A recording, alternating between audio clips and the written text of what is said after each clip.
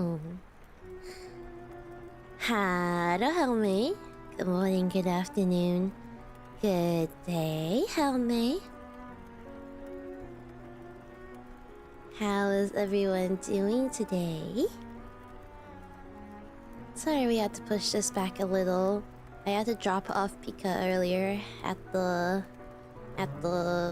what's it called? Salon? Wonderful, that's good, that's good. Yeah, we tend to have these at quite a late time, mostly. Our Royal Book Club is back. And spookier than ever. Shenix, thank you for the one gifted. Thank you so much.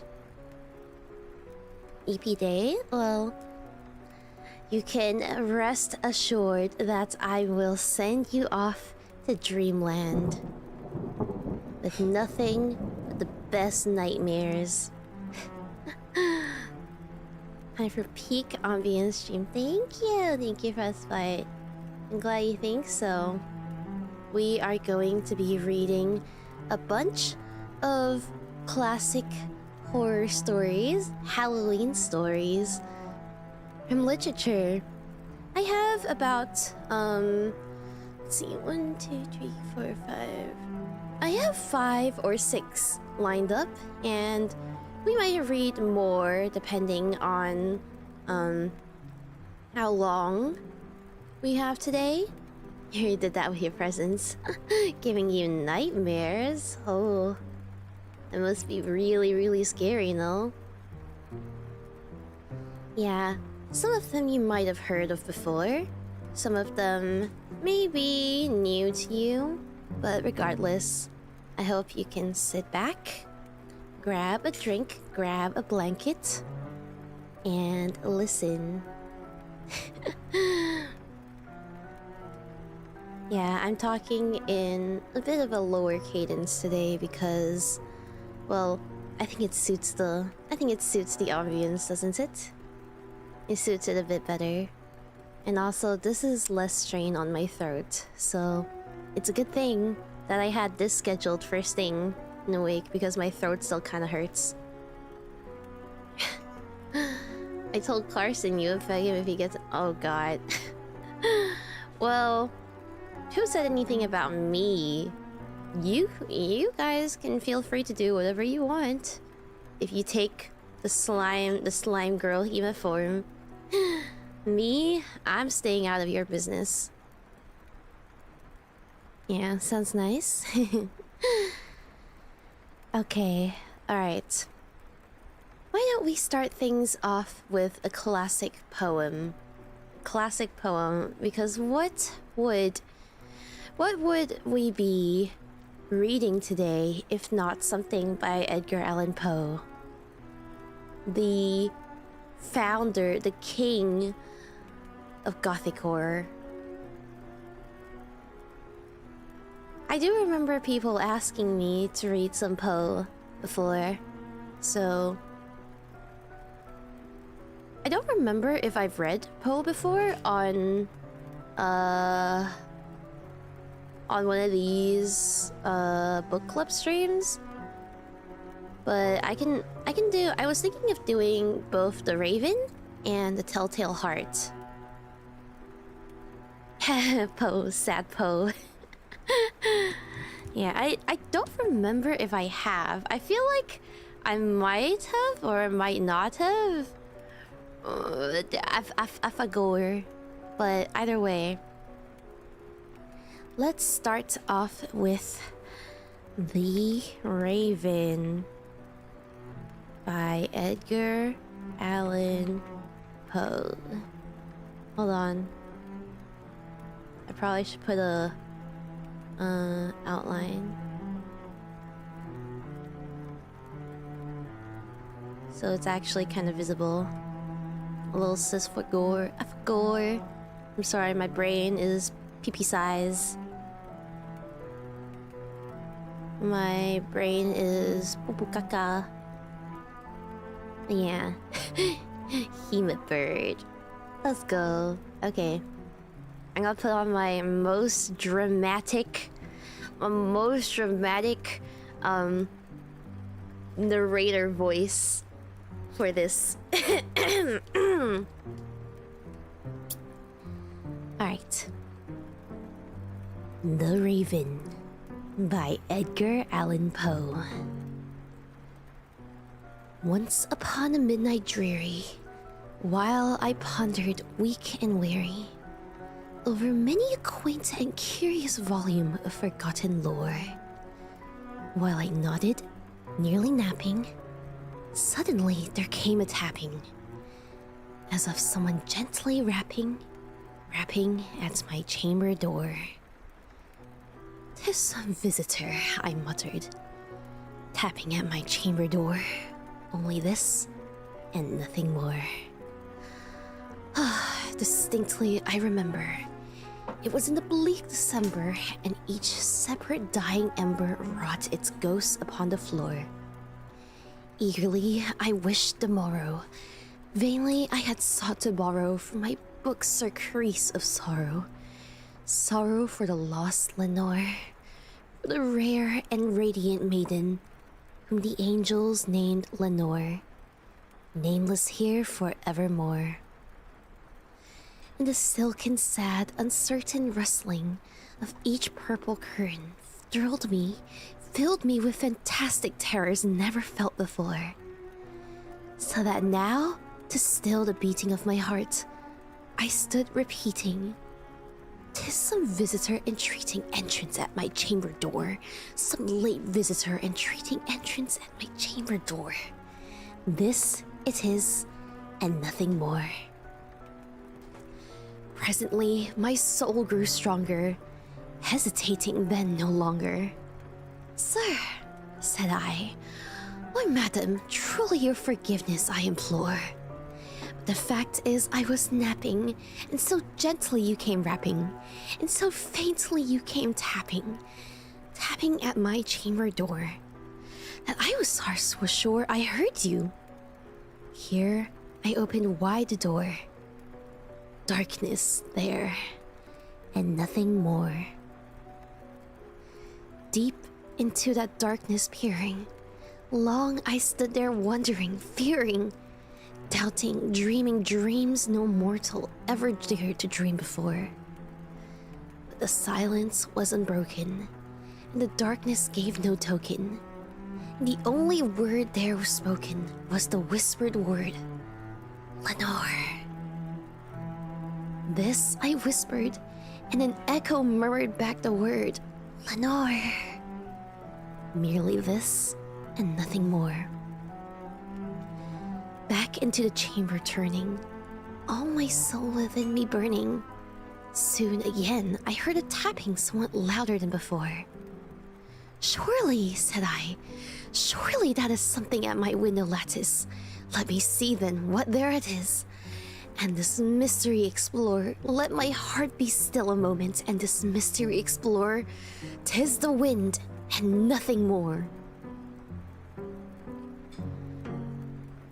Once upon a midnight dreary, while I pondered weak and weary over many a quaint and curious volume of forgotten lore, while I nodded, gently napping, suddenly there came a tapping, as of someone gently rapping at my chamber door.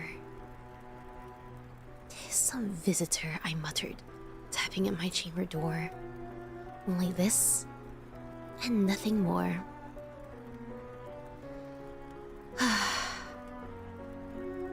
Distinctly, I remember it was in the bleak December, and each separate dying ember wrought its ghost upon the floor.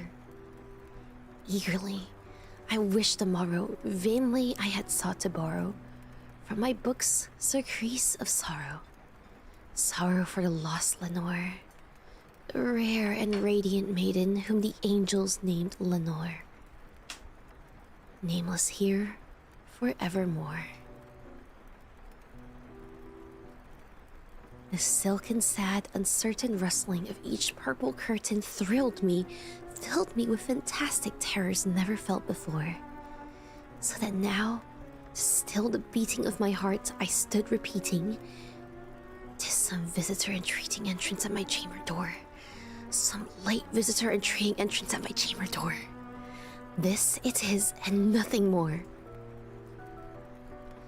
Presently, my soul grew stronger, hesitating, then no longer. "Sir," said I, "or madam, truly your forgiveness I implore. The fact is I was napping, and so gently you came rapping, and so faintly you came tapping at my chamber door, that I was scarcely sure where I heard you. Here I opened wide the door. Darkness there, and nothing more. Deep into that darkness peering, long I stood there wondering, fearing, doubting, dreaming dreams no mortal ever dared to dream before. But the silence was unbroken, and the darkness gave no token. The only word there spoken was the whispered word, "Lenore." This I whispered, and an echo murmured back the word, "Lenore." Merely this, and nothing more. Back into the chamber turning, all my soul within me burning. Soon again, I heard a tapping somewhat louder than before. "Surely this time," said I, "surely that is something at my window lattice. Let me see. Then what thereat is, and this mystery explore. Let my heart be still a moment, and this mystery explore. 'Tis the wind and nothing more." Open here I flung the shutter, when, with many a flirt and flutter, in there stepped a stately raven of the saintly days of yore. Not the least obeisance made he, not a minute stopped or stayed he, but with mien of lord or lady perched above my chamber door, perched upon a bust of Pallas just above my chamber door, perched and sat, and nothing more. Then this ebony bird, beguiling my sad fancy into smiling, by the grave and stern decorum of the countenance it wore. "Though thy crest be shorn and shaven, thou," I said, "art sure no craven. Ghastly, grim, and ancient raven wandering from the nightly shore. Tell me what thy lordly name is on a night's Plutonian shore." Quoth the raven, "Nevermore." Much I marveled this ungainly fowl to hear discourse so plainly, though its answer little meaning, little relevancy bore. For we cannot help agreeing that no living human being ever yet was blessed with seeing bird above his chamber door, bird or beast above the sculptured bust above his chamber door, with such name as Nevermore. But the raven, sitting lonely on the placid bust, spoke only, at only one word, as if his soul in that one word he did outpour. Nothing further than he uttered, not a feather than he fluttered, till I scarcely more than uttered, "Other friends have flown before. On the morrow he will leave me, as my hopes have flown before." Then the bird said, "Nevermore." Startled at the stillness broken by reply so aptly spoken, "Doubtless," said I, "what it utters is its only stock in store, caught from some unhappy master, whom unmerciful disaster followed fast and followed faster, till his songs one burden bore, till the dirges of his hope that melancholy burden bore, of nevermore." But the raven, still beguiling all my sad soul into smiling, straight I wheeled a cushioned seat in front of bird and bust and door. Then, upon the velvet sinking, I betook myself to linking fancy unto fancy, thinking what this ominous bird of yore, what this grim, ungainly, ghastly, gaunt, and ominous bird of yore meant in croaking "Nevermore." This I sat engaged in guessing, but no syllable expressing to this fowl, whose fiery eyes now burned into my bosom's core. This and more I sat divining, with my head at ease reclining on the cushion's velvet lining that lamplight gloated over. But whose velvet violet lining of the lamplight glowing over she shall press nevermore.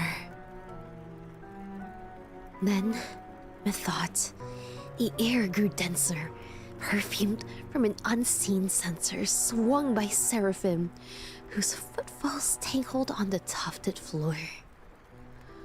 Wretch, I cried, thy God hath led thee, by these angels he has sent thee.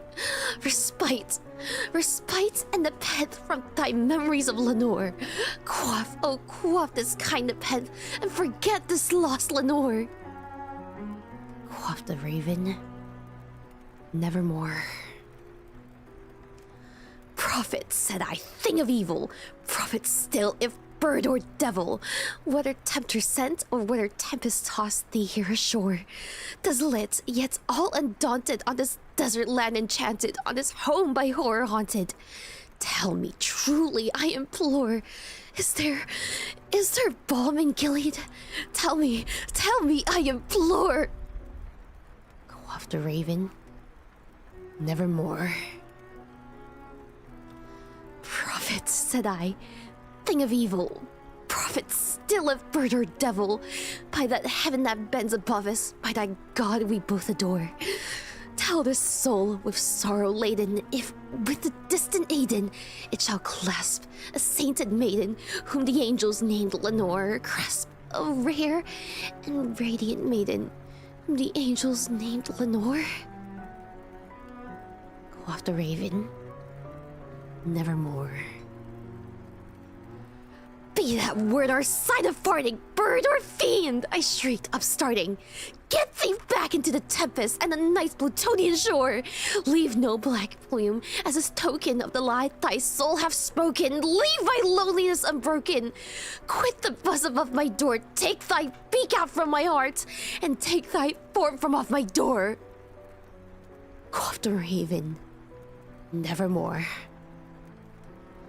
And the raven, never flitting, still is sitting on a pallid bust of palace just above my chamber door. And his eyes have all the seeming of a demon's that is dreaming, and the lamplight over him streaming throws its shadow on the floor. And my soul from out that shadow that lies floating on the floor shall be lifted nevermore. Open ear, I flung the shutter, when with a many a flirt of flutter, in there stepped a stately raven of the saintly days of yore. Not the least obeisance made he, not a minute stopped or stayed he, with mien of lord or lady, perched above my chamber door. Perched upon a bust of Pallas, just above my chamber door, perched and sat, and nothing more.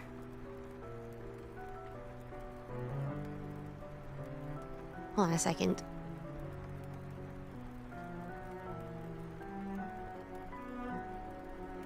Give me a second, I'm sorry.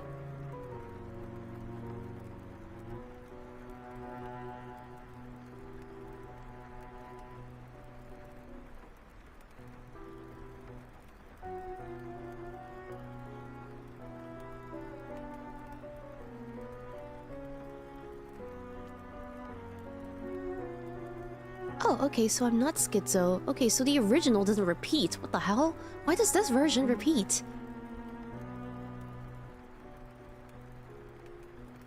Okay.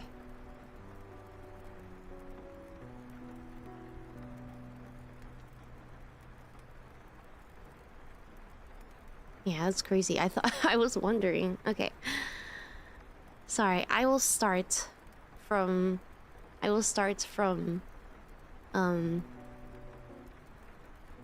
be that word or sign of farting. Alzheimer's edition. Yeah, okay. I'll read the last two paragraphs again. Sorry about that. Be that word or sign of farting, bird or fiend, I shrieked, upstarting. Get thee back back into the tempest and a nice Plutonian shore. Leave no black plume as a token of that thy soul hath spoken. Leave thy loneliness unbroken. Quit the bust above my door. Take thy beak from out my heart, and take thy form from off my door. Quoth the raven, nevermore. And the raven, never flitting, still is sitting on a pallid bust of Pallas just above my chamber door. And his eyes have all the seeming of a demon's that is dreaming, and the lamplight over him streaming throws his shadow on the floor, and my soul from out that shadow that lies floating on the floor shall be lifted nevermore.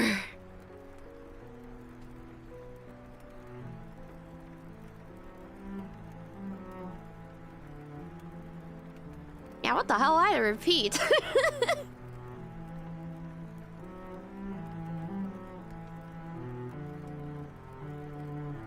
Theater kid energy for real. Thank you.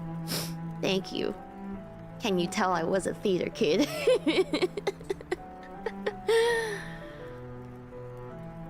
Ah, yes. A schizo classic. Something to play that story is Riz. Yeah, chat, is this W Riz? Show up on your show up on Fine Shit's doorstep and terrorize them until they start screaming about their dead wife. Also, chat, is this W Fabs?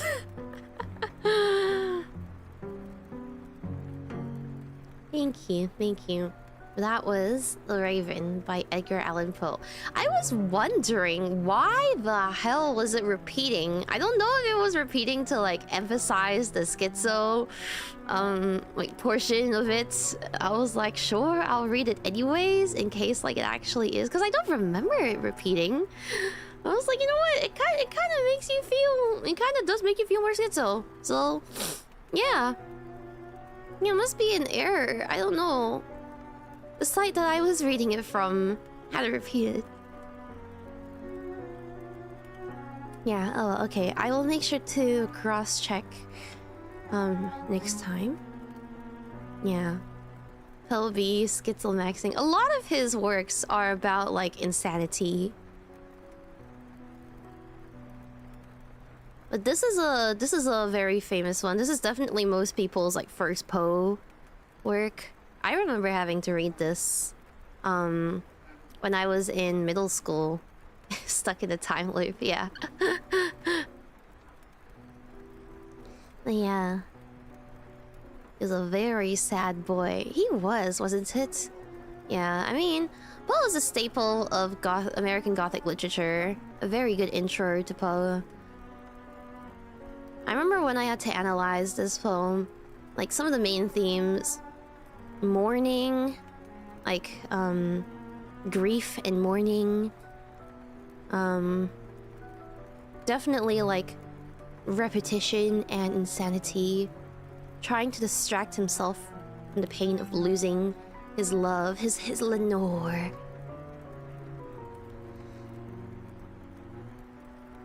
Honestly, I wish I still had my notes from middle school. I wonder where my notes went. Yeah.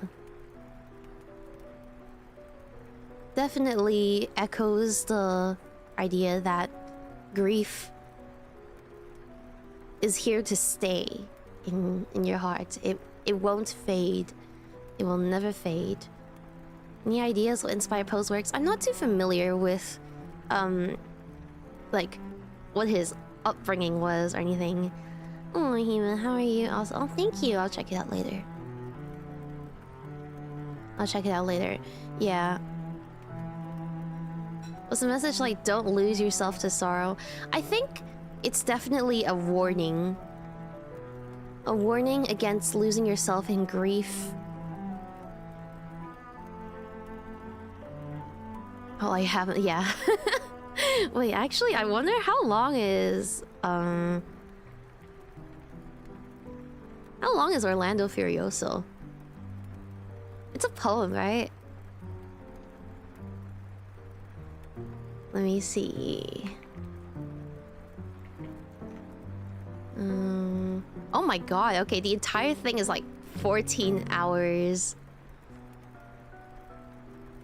6 to 12 hours. It's a poem of loving sore. Yeah. Damn, it's long. I don't know anything about Orlando Furioso. Maybe I'll read it in my own time. Yeah, when I was analyzing this when I was younger, I remember it being like the raven is a symbol of grief and everything. Don't talk to birds. Basically, don't talk to birds. You'll lose your mind. Yeah, like his pain. Symbol of grief, and I think the imagery that a raven has is usually associated with death as well. Give me a second.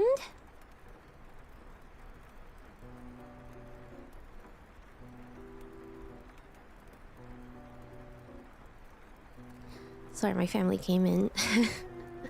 Yeah, the crows will mess with your brain. I wonder if he had also, like, Poe had also lost his wife during then. Devotion as well. Let me go back over.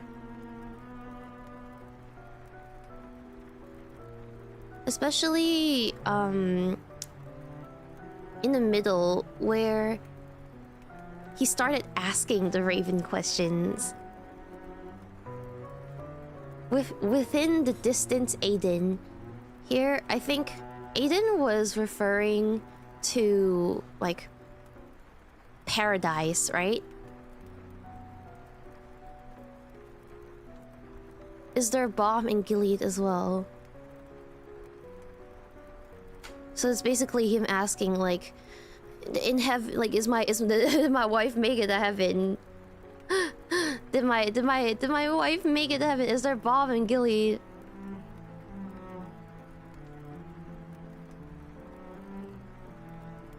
Can anything heal him? Yeah, but it was something. Bomb in Gilead was like something about the It wasn't like in the Bible or something. I don't remember too much. The pen is a memory loss potion, I believe. So my crows and ravens are really smart and hold grudges. I've seen, like, I remember seeing a video of, like, this person who, like, started feeding the ravens in their neighborhood, and then, like, suddenly they had a whole murder of crows that would, like, protect their yard, hang out with them and stuff.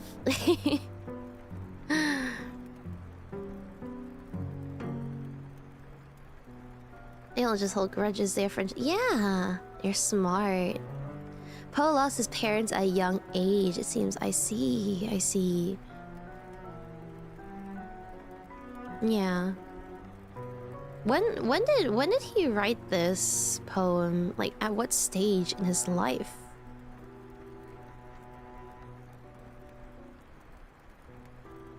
Probably around the time I would say, like, around the time his wife dies? Question mark? Raven was earlier, if I remember correctly. I see. That's so cool. That is so cool. It's still standing? Interesting.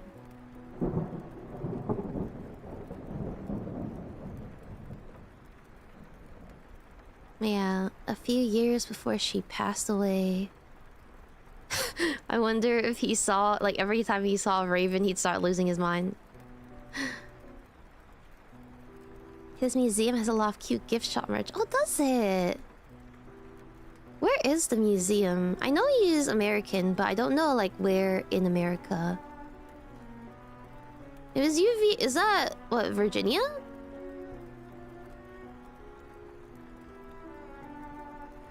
Richmond, Virginia. I see. I don't know when I'd ever get the chance to visit Virginia, but I'd love to go. Telltale Heart. Yeah, I wanted to read the Telltale Heart next as well. I think maybe I might limit myself to 3 Poe works at most today. But here's another one about madness. Also a schizo classic. Yep. Right up there with the yellow wallpaper. You aren't missing much? I mean, if you're a fan of literature, I guess you could justify making the trip. I wouldn't be able to tell you a single thing about Virginia if you held a gun to my head. Other than that which I just found out today, that apparently Edgar Allan Poe is from Virginia. Ugh, okay. Let me actually put my hair up real quick. Need to find... Where did my hair tie go? It's getting a little stuffy in here. So Abby's on welcome for Himebito, thank you!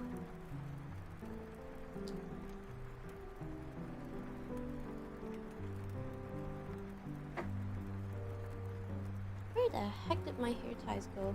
I swear, as a girl, it is so easy to lose hair ties in your house. Ponytail time. Oh, you want an actual ponytail? You want me to put my hair up like this?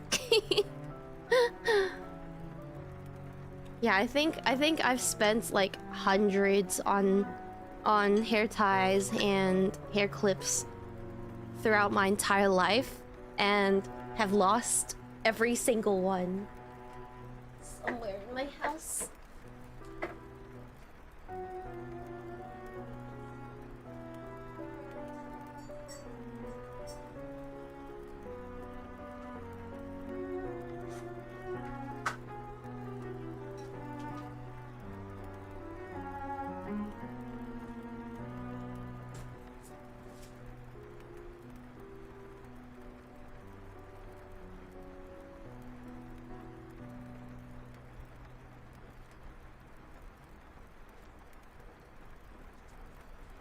Okay.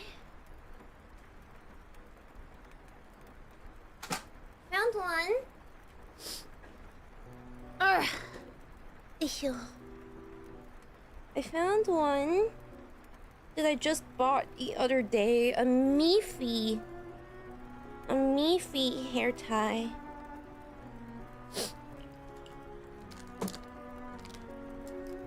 I love Miffy. One that hasn't disappeared yet. Or either disappeared or destroyed by my dog. Okay. Let's read the next one. This is gonna be The Telltale Heart by Edgar Allan Poe as well. Another schizo classic. Are we ready? Okay. I'm gonna see what kind of voice I want for this one. This is never... Oh yeah, it's in first person. Okay, I'm gonna assume the character.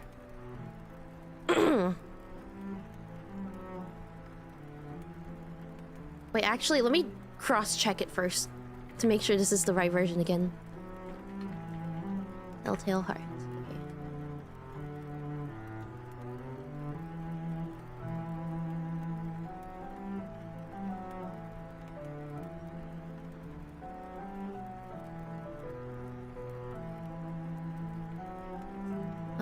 Okay.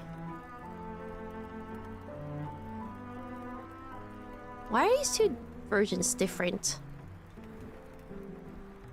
One of them seems to have been remastered. Okay, this is the original. Okay, alright. The Telltale Heart by Edgar Allan Poe. True! Nervous, very, very dreadfully nervous I had been and am.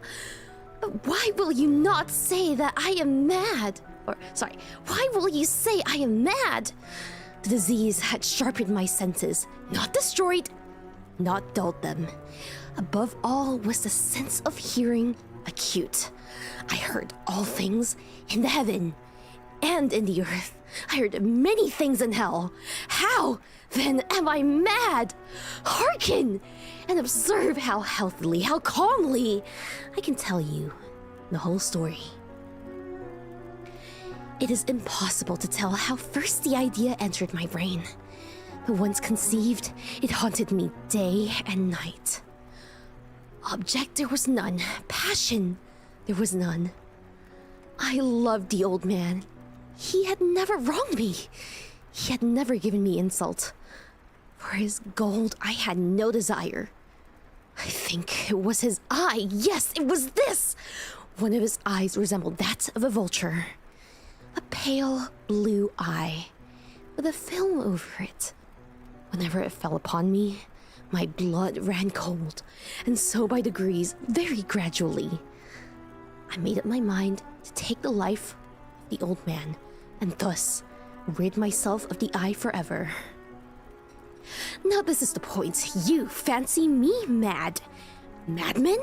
No, nothing. But you should have seen me. You should have seen how wisely I proceeded, with what caution, with what foresight, with what dissimulation I went to work. I was never kinder to the old man than during the whole week before I killed him. And every night, about midnight, I turned the latch of his door and opened it, oh, so gently. And then, when I had made an opening sufficient for my head, I put in a dark lantern, all closed so that no light shone out, and then I thrust in my head.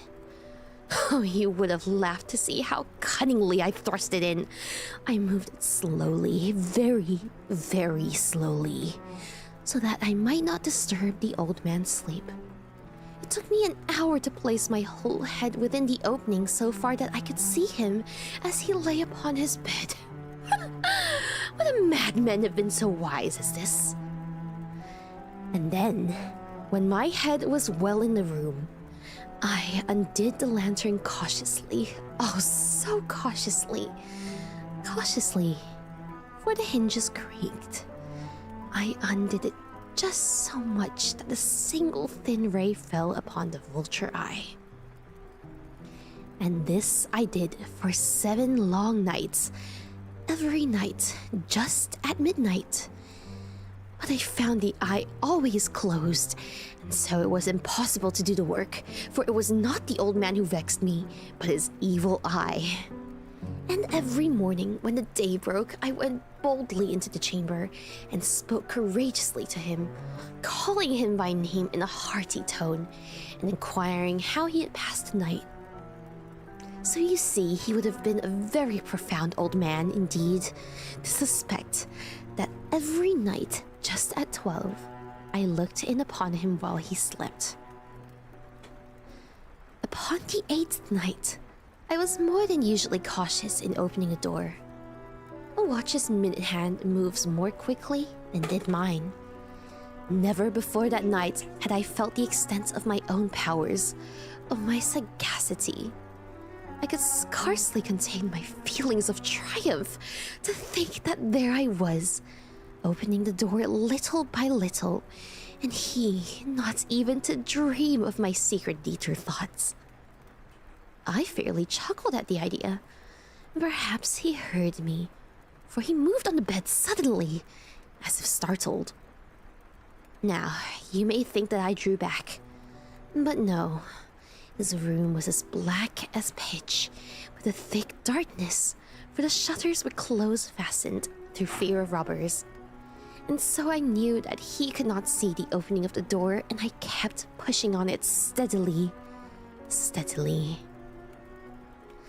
I had my head in and was about to open the lantern when my thumb slipped upon the tin fastening, and the old man sprang up in bed, crying out, "Who's there?" I kept quite still and said nothing. For a whole hour, I did not move a muscle. In the meantime, I did not hear him lie down. He was still sitting up in the bed listening, just as I have done night after night, hearkening to the death watches in the wall. Presently, I heard a slight groan, and I knew it was a groan of mortal terror. It was not a groan of pain or grief. Oh no, it was the low, stifled sound that rises from the bottom of the soul when overcharged with awe. I knew this sound well. Many a night, just at midnight, when all the world slept, it has welled up from my own bosom, deafening with its dreadful echo the terrors that distracted me. I say I knew it well. I knew what the old man felt and pitied him, though I chuckled at heart. I knew that he had been lying awake ever since the first slight noise when he had turned in the bed. His fears had been ever since growing upon him. He had been trying to fancy them causeless, but could not. He had been saying to himself, "It is nothing but the wind in the chimney. It is only a mouse crossing the floor. Or it is merely a cricket which has made a single chirp." Yes, he had been trying to comfort himself with these suppositions, but he had found it all in vain. All in vain, because death, in approaching him, had stalked him, with his black shadow before him and enveloped the victim. And it was the mournful influence of the unperceived shadow that caused him to feel, although he neither saw nor heard, to feel the presence of my head within the room. When I had waited a long time, a very long time, very patiently, without hearing him lie down, I resolved to open a little.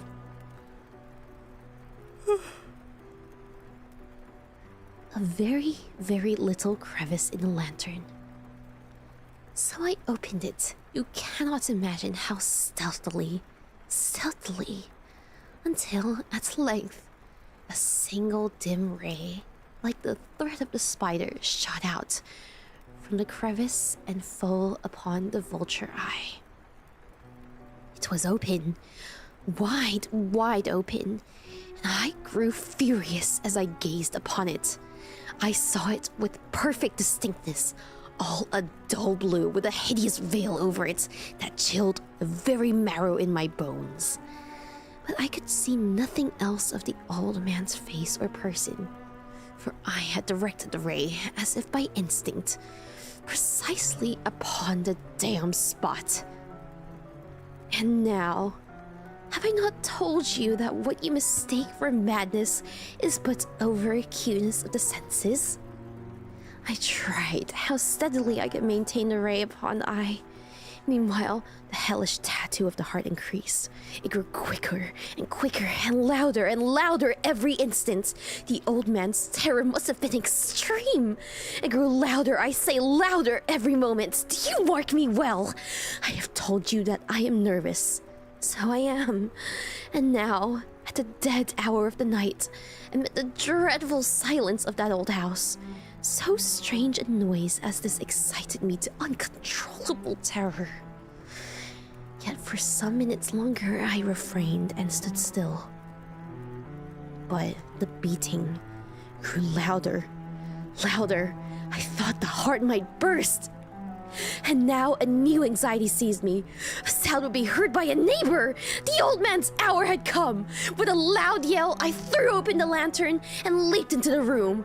He shrieked once only. In an instant, I dragged him to the floor and pulled the heavy bed over him. I then smiled gaily to find the deed so far done. But for many minutes, the heart beat on with a muffled sound. This, however, did not vex me. Would not be heard through the wall. At length it ceased. The old man was dead. I removed the bed and examined the corpse. Yes, He was stone dead. I placed my hand upon the heart and held it there many minutes. There was no pulsation. He was stone dead. His eye would trouble me no more. If you still think me mad, you will think so no longer when I describe the wise precautions I took for the concealment of the body. The night waned and I worked hastily, but in silence. First of all, I dismembered the corpse. I cut off the head and the arms and the legs.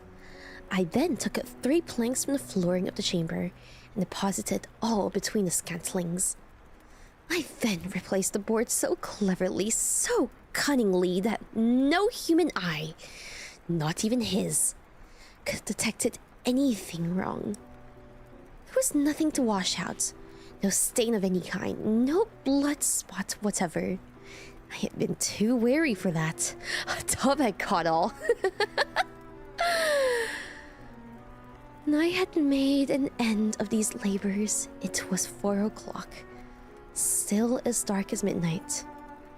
As the bell sounded the hour, there came a knocking at the street door. I went to open it with a light heart, for what had I now to fear? There entered 3 men, who introduced themselves with perfect suavity as officers of the police. A shriek had been heard by a neighbor during the night. Suspicion of foul play had been aroused, information had been lodged to the police office, and they, the officers, had been deputed to search the premises. I smiled, for what had I to fear? I bade the gentleman welcome. The shriek, I said, was my own in a dream. The old man I mentioned was absent in the country. I took my visitors all over the house. I bade them search well. I led them at length to his chamber. I showed them his treasures, secure, undisturbed. In the enthusiasm of my confidence, I brought chairs into the room and desired them here to rest from their fatigues, while I, myself, in the wild audacity of my perfect triumph, placed my own seat upon the very spot beneath which reposed the corpse of the victim. The officers were satisfied. My manner had convinced them. I was singularly at ease. They sat, and while I answered cheerily, they chatted familiar things. Ere long, I felt myself getting pale and wished them gone. My head ached and I fancied a ringing in my ears, but still they sat and chatted. The ringing became more distinct. It continued and became more distinct. I talked more freely to get rid of the feeling, but it continued and gained definiteness, until at length I found that the noise was not within my ears. No doubt I now grew very pale, but I talked more fluently and with a heightened voice. Yet the sound increased, and what could I do? It was a low, dull, quick sound, much such a sound a watch makes when enveloped in cotton. I gasped for breath, and yet the officers heard it not. I talked more quickly, more vehemently. But now the noise steadily increased. Why would they not be gone? I paced the floor to and fro with heavy strides, as if excited to fury by the observation of the men. But the noise steadily increased. Oh God, what could I do? I foamed, I raved, I swore! I swung the chair upon which I was sitting and grated it upon the boards, but the noise arose over all and continually increased. It grew louder, louder, louder, and still the men chatted pleasantly and smiled. Was it possible they heard not? Almighty God, no, they heard, they suspected, they knew, they were making a mockery of my horror. This I thought, and this I think. But anything was better than this agony. Anything was more tolerable than this derision. I could bear these hypocritical smiles no longer. I felt that I must scream or die, and now again, hark! Louder, louder, louder! Villains! I shrieked. Dissemble no more! I admit the deed, tear up the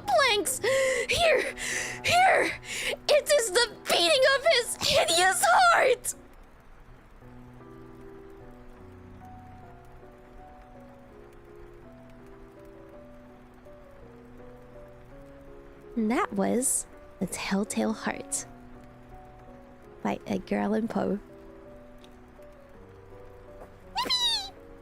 Theater kid, he was peak. I'm living my best life. I'm living my best life, bro. If I was any more of a theater kid, I'd be standing up and acting it out. I'd be giving my monologue like it was performance day, bro. Damn, this guy's schizo.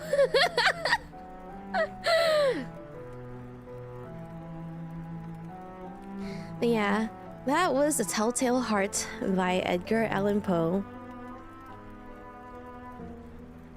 He folded under no pressure, right?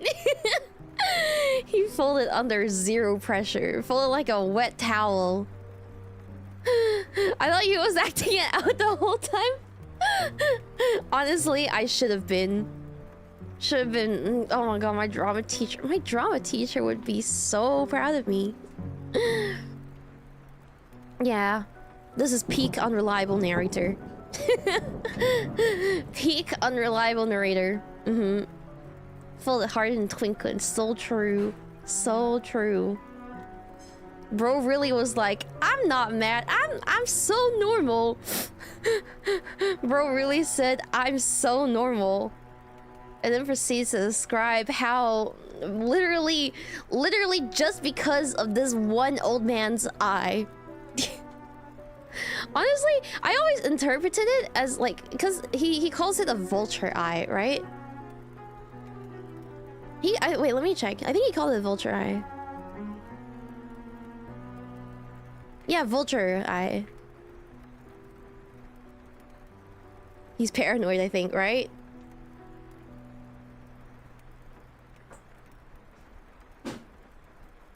I always thought the guy was just blind.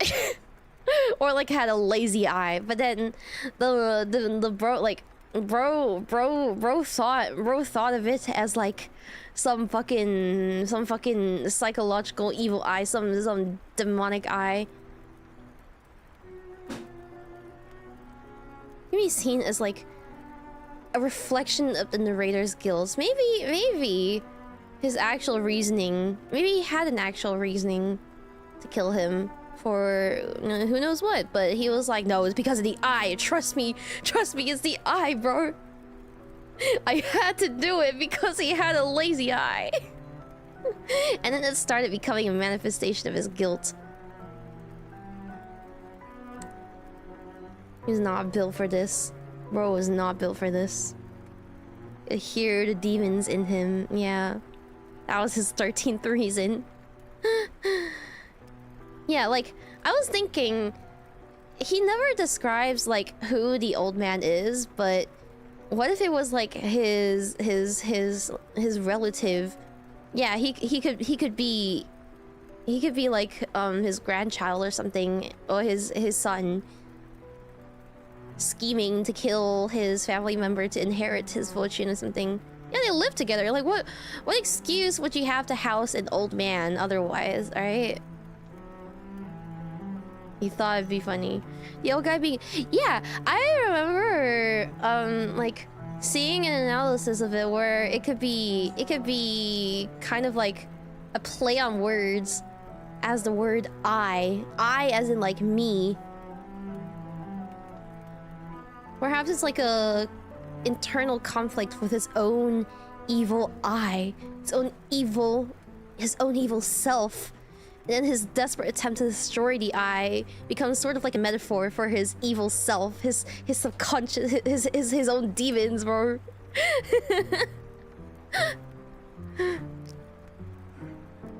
Was the old man even real? Who knows?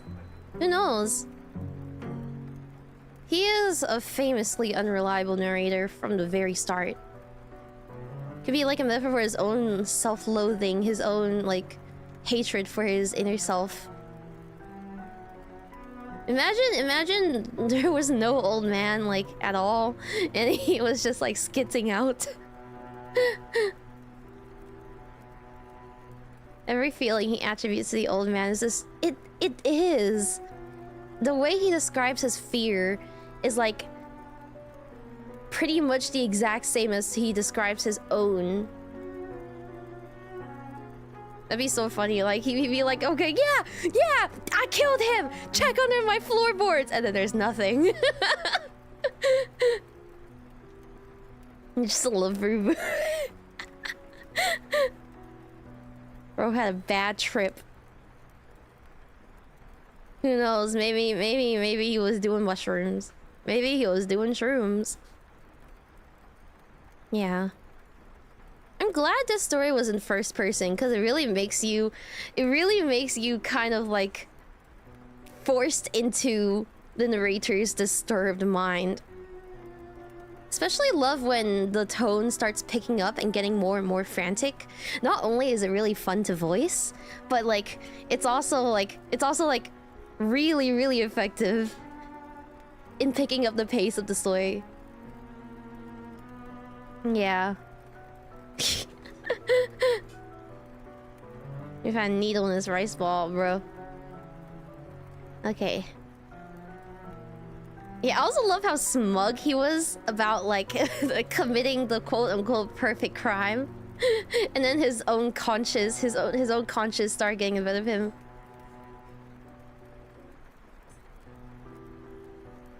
Gets you in the moment. It really does. It really does. That poet had a BGM ramped up as a narrator. Yeah! Paid actor. There's also something beautiful about the old vernacular and phrasing. Yeah, I think this was the 20th century, right? Early 20th century, if I remember correctly.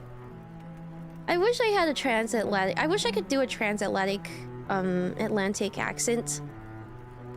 I thought it was like... It's either very late 1800s or very early 1900s. Antebellum America. Yeah, I wish I could do a transatlantic accent. I don't know how. I don't know how Rooney does it. At length, I realized old Edgar like using at length as a phrase. True. Oh, Telltale Heart. Wait, really?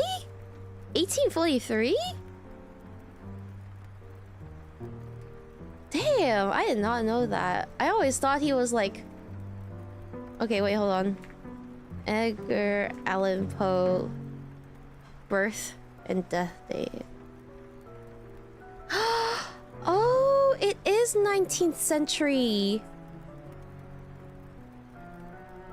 Post-Civil War US. When was the Civil War? Was that like mid 19th century?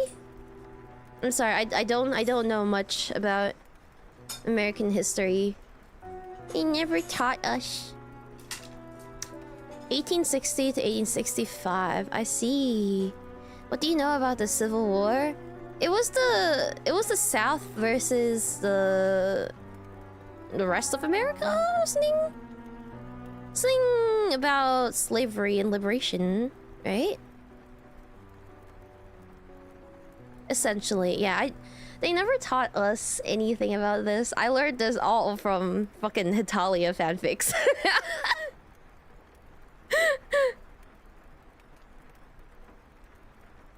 The Confederate Army against the North. I see. They didn't, yeah. Yeah. See, history was only mandatory up to, I think, the first 3 years of middle school. We only had to do history from year 7 to 9, and then it was optional for your GCSEs after, and for your A-levels, so for IB after. You know about Alexander Hamilton? Isn't there like a play called Hamilton that's based on it or something? I don't know. They don't really teach American history outside US. I don't think so. At least not in my school.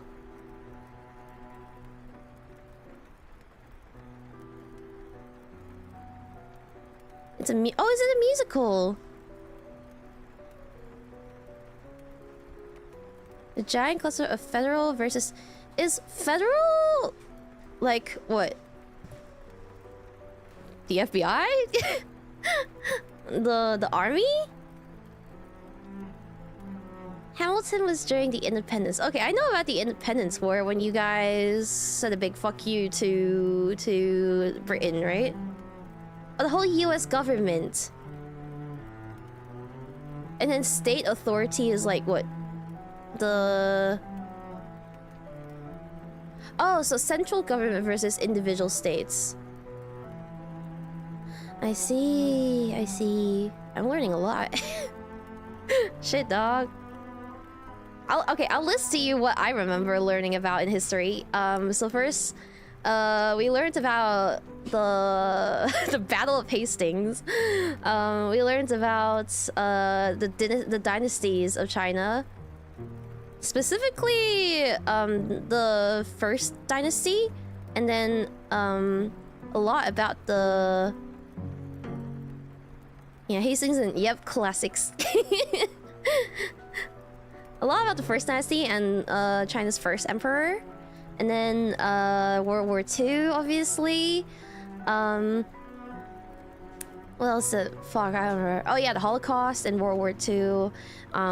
We also learned about. I think we learned about like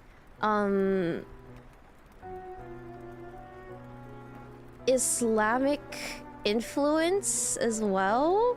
For some reason, there was like a really big unit across almost all of our topics, all of our subjects that we had to do about like Islam.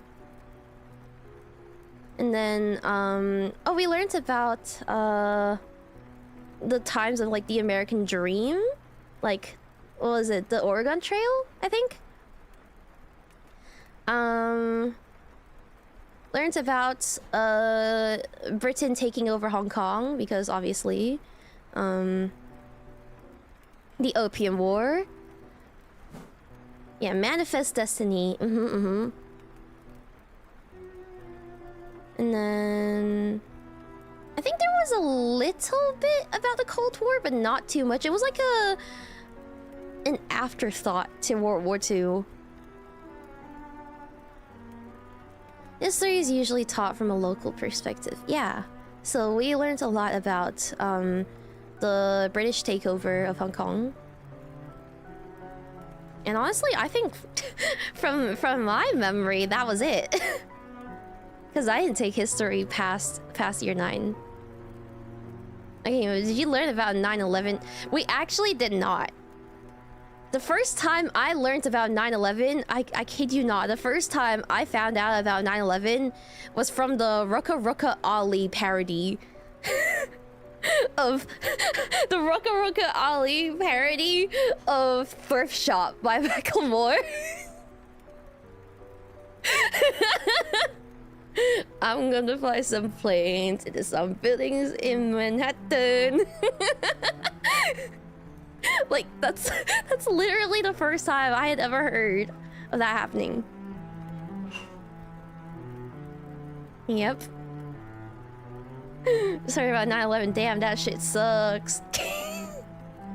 For real. At least you learn about crucial. I learned a lot of history, like general history, through stuff like Horrible Histories. Okay, Horrible Histories was great, and not the show, the books. I read a lot of those books when I was younger. Oh yeah, we had a unit on the Romans as well, on ancient Rome.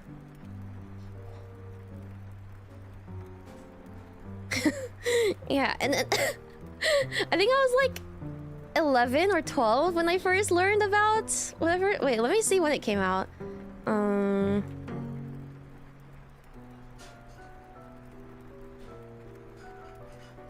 Probably like mid. Oh shit, no. Okay, I was 13. Yeah, I was 13 when I first found out about 9/11. And then Italia, yeah. Oh, the Greeks?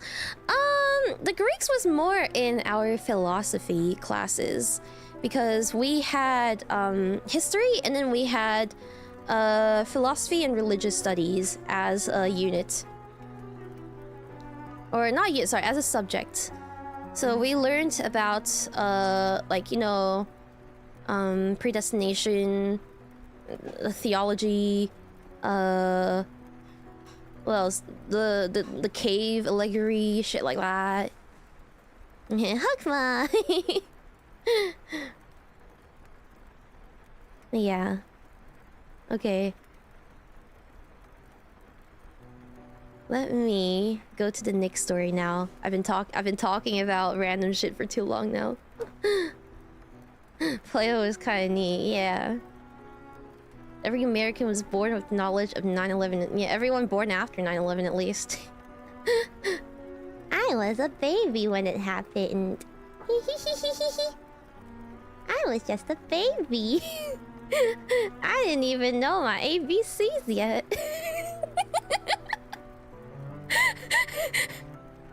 I'm just a baby.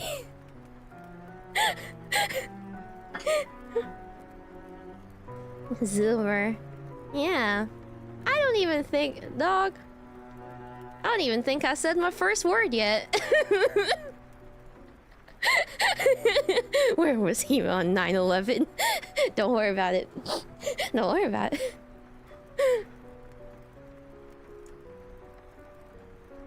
I got taken out of school that day. Can only imagine like living through something like that in real time. The closest thing, I think, to that was, at least for me, was the 2011 earthquake in Japan. Because I had a couple relatives in Japan. I have a couple of relatives in Japan, and I remember I think I was actually in Japan during that time, but in a different city. And we felt the aftershocks. There were earthquakes like all the time in Japan. There are earthquakes all the time. I experienced one like literally last year when I went. And then we were like seeing it happen in real time on the news and everything. And mind you, we were there on holiday. We were there on vacation. And we had just finished visiting relatives. We were about to head home. And I don't remember this because I was still pretty young. But my mom was describing it, and it was like the entire city was shutting down. Everything was like focused on the earthquake and the tsunami that happened. What was the magnitude? It was... Okay, let me see. It was like the 2011 Japan earthquake. The Tohoku earthquake and tsunami. Magnitude... It was 9.1.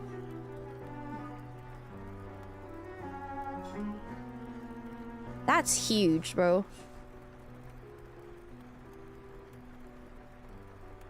Yeah.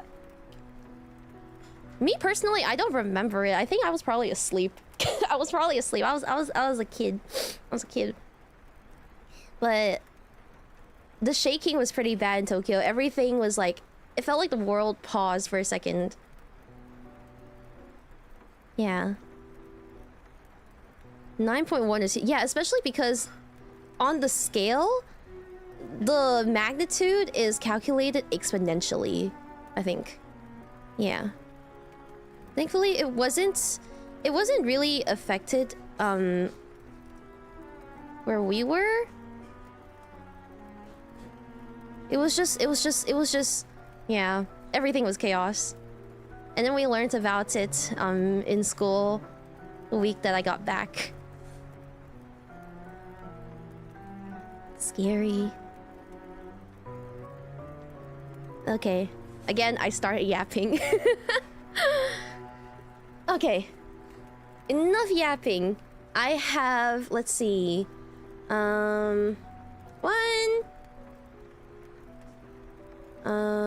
This one might be too long to read. Okay, I'll read it next time. 1, 2, 3 more. You might have heard of these ones. These are all pretty famous, classics. But I have 3 more short stories for you guys. The next one, let's read The Monkey's Paw. Let's read The Monkey's Paw. I remember reading this one when I was younger, and and then I got a little spooked. I got a little spooked by that one. Yeah, be careful what you wish for. Ooh, ooh. Okay.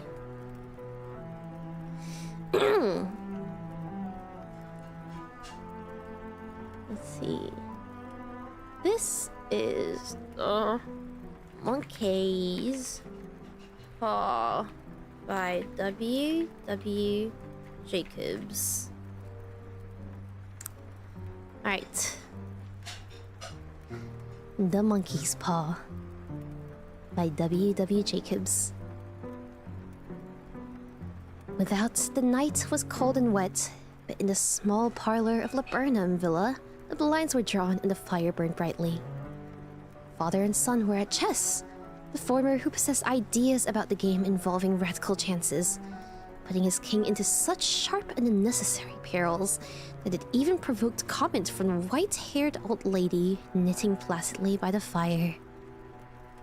"Hark at the wind," said Mr. White, who, having seen a fatal mistake after it was too late, was amiably desirous of preventing his son from seeing it. "I'm listening," said the latter, grimly surveying the board as he stretched out his hand. "Check. I should hardly think that he's come tonight," said his father, with his hand poised over the board. "Mate," replied the son. "That's the worst of living so far out," bawled Mr. White with sudden and unlooked for violence. "Of all the beastly, slushy, out-of-the-way places to live in, this is the worst. Paths a bog, and the roads a torrent. I don't know what people were thinking about. I suppose because only 2 houses in the road are let, they think it doesn't matter." "Never mind, dear," said his wife soothingly. "Perhaps you win the next one." Mr. White looked up sharply, just in time to intercept a knowing glance between mother and son. The words died away on his lips, and he hid a guilty grin in his thin grey beard. "There he is," said Herbert White as the gate banged too loudly and heavy footsteps came towards the door. "Hello, Raiders." The old man rose with hospitable haste, and opening the door, was heard condoling with the new arrival. The new arrival also condoled with himself, so that Mrs. White said "tut tut" and coughed gently as her husband entered the room, followed by a tall, burly man, beady of eye and rubicund of visage. "Sergeant Major Morse," he said, introducing him. The sergeant major took hands and, taking the proffered seat by the fire, watched contentedly as his host got out whiskey and tumblers and stood a small copper kettle on the fire. At the 3rd glass, his eyes got brighter and began to talk, the little family circle regarding with eager interest this visitor from distant parts, as he squared his broad shoulders in the chair and spoke of wild scenes and doughty deeds, of wars and plagues and strange peoples. 21 years of it," said Mr. White, nodding at his wife and son. "When he went away, he was a slip with a youth in the warehouse. Now look at him." "He didn't look to have taken much harm," said Mrs. White politely. "I'd like to go to India myself," said the old man. "Just to look around a bit, you know." "Better where you are," said the sergeant major, shaking his head. He put down the empty glass and, sighing softly, shook it again. "I should like to see those old temples and fakirs and jugglers," said the old man. "What was that you started telling me the other day about monkey's paw or something, Morse?" "Nothing," said the soldier hastily. "Leastways, nothing worth hearing." "A monkey's paw?" said Mrs. White curiously. "Well, it's just a bit of what you might call magic, perhaps," said the sergeant major offhandedly. His 3 listeners leaned forward eagerly. The visitor absent-mindedly put his empty glass to his lips and then set it down again. His host filled it for him again. "To look at," said the sergeant major, fumbling in his pocket. "It's just an ordinary little paw dried to a mummy. He took something out of his pocket and proffered it. Mrs. White drew back with a grimace, but her son, taking it, examined it curiously. "And what is there special about it?" inquired Mr. White as he took it from his son, and having examined it, placed it upon the table. "It had a spell put on it by an old fakir," said the sergeant major, "a very holy man. He wanted to show that fate ruled people's lives, and those who interfered with it did so to their sorrow. He put a spell in it so that 3 separate men could each have 3 wishes from it. His manners were so impressive that his hearers were conscious that their light laughter had jarred somewhat. "Well, why don't you have 3, sir?" said Herbert White cleverly. The soldier regarded him the way that middle age is wont to regard presumptuous youth. "I have," he said quietly, and his blotchy face whitened. "And did you really have the 3 wishes granted?" asked Mrs. White. "I did," said the sergeant major, and his glass tapped against his strong teeth. "And has anybody else wished?" persisted the old lady. "The first man had his 3 wishes, yes," was the reply. "I don't know what the first 2 were, but the 3rd was for death. That's how I got the paw." His tones were so grave that a hush fell upon the group. "If you've had your 3 wishes, it's no good to you now then, Morse," said the old man at last. "What do you keep it for?" The soldier shook his head. "Fancy, I suppose," he said slowly. "I did have some idea of selling it, but I don't think it will. It has caused me enough mischief already. Besides, people won't buy. They think it's a fairy tale, some of them, and those who do think anything of it want to try it first and pay me afterward." "If you could have another 3 wishes," said the old man, eyeing him keenly, "would you have them?" "I don't know," said the other. "I don't know." He took the paw and, dangling it between his forefinger and thumb, suddenly threw it upon the fire. White, with a slight cry, stooped down and snatched it off.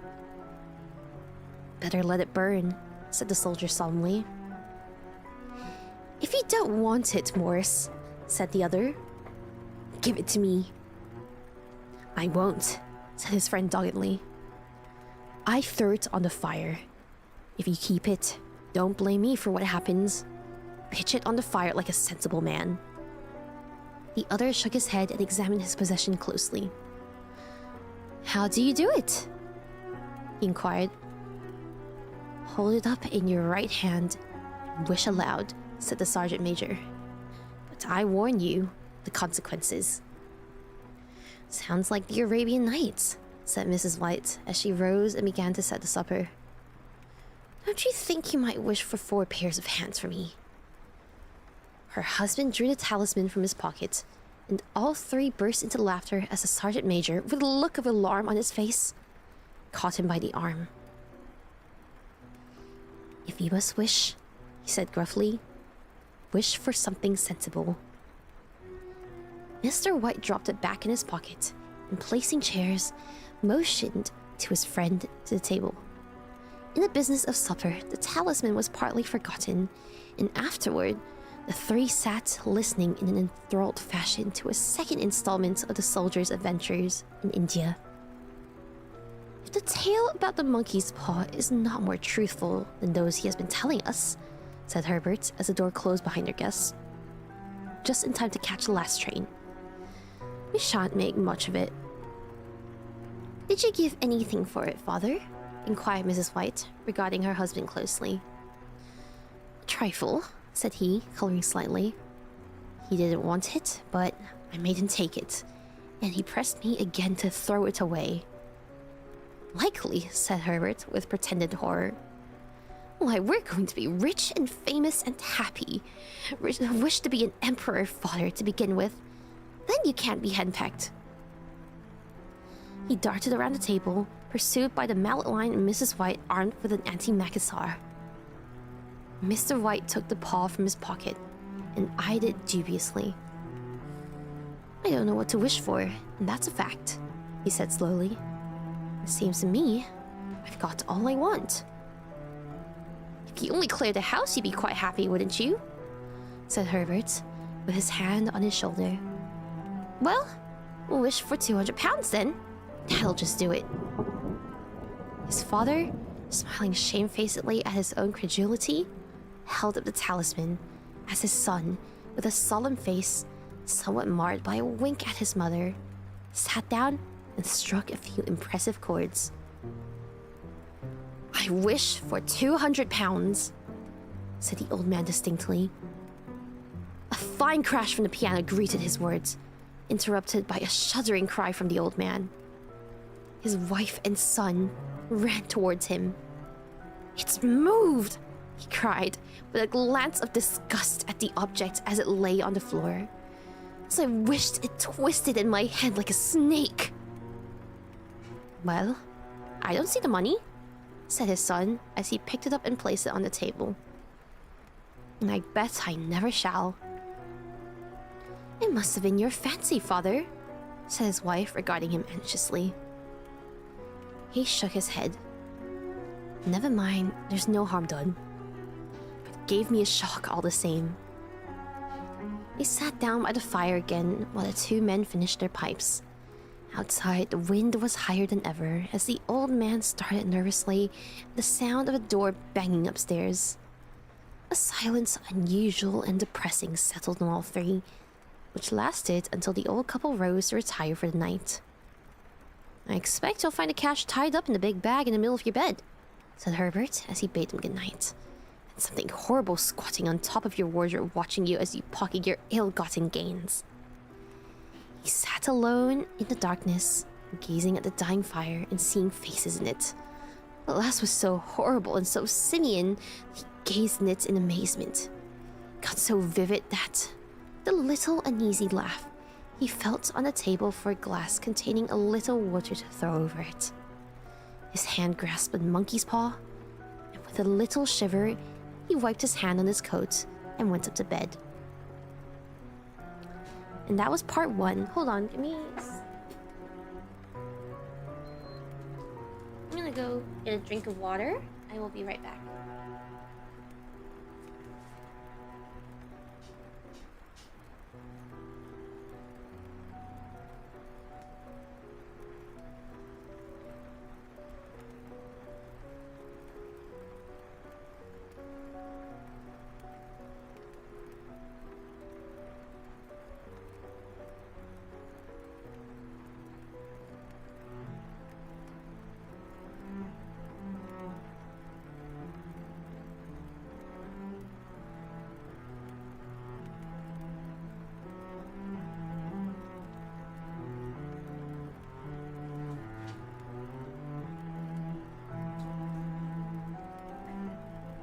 Okay, I'm back. I have obtained myself a bowl of water. Not really a bottle, a cup of hot water.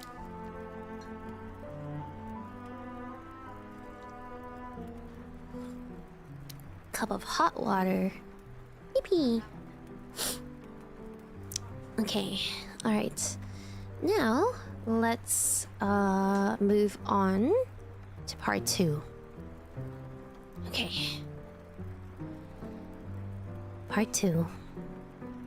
In the brightness of the wintry sun next morning, as it streamed over the breakfast table, he laughed at his fears.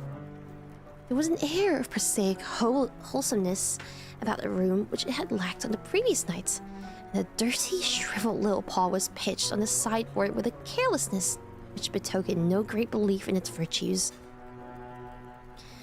"I suppose all old soldiers are the same," said Mrs. White. "The idea of listening to such nonsense! How could wishes be granted in these days? And if they could, how could 200 pounds hurt you, father?" "Might drop on his head from the sky," said the frivolous Herbert. "Morse said the things happened so naturally," said his father, "that you might, if you so wished, attribute it to coincidence." "Well, don't break into the money before I come back," said Herbert as he rose from the table. I'm afraid it'll turn you into a mean, avaricious man, and we shall have to disown you. His mother laughed, and following him to the door, watched him down the road, and returning to the breakfast table, was very happy at the expense of her husband's credulity. All of which did not prevent her from scurrying to the door at the postman's knock, nor prevent her from referring somewhat shortly to retired sergeant majors of bibulous habits when she found that the post brought a tailor's bill. Herbert will have some more of his funny remarks, I expect, when he comes home, she said as they sat at dinner. I dare say, said Mr. White, pouring himself out some beer.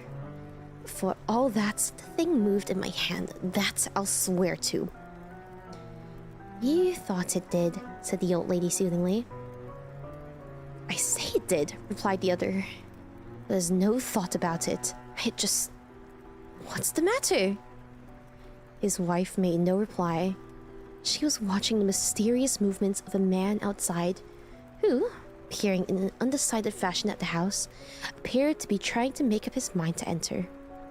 In mental connection with the 200 pounds, she noticed that the stranger was well dressed and wore a silk hat of glossy newness. 3 times he paused at the gate, and then walked on again. The 4th time he stood with his hand upon it, and then with sudden resolution flung it open and walked up the path. Mrs. White, at the same moment, placed her hands behind her, and hurriedly unfastening the strings of her apron, put that useful article of apparel beneath the cushion of her chair. She brought the stranger, who seemed ill at ease, into the room.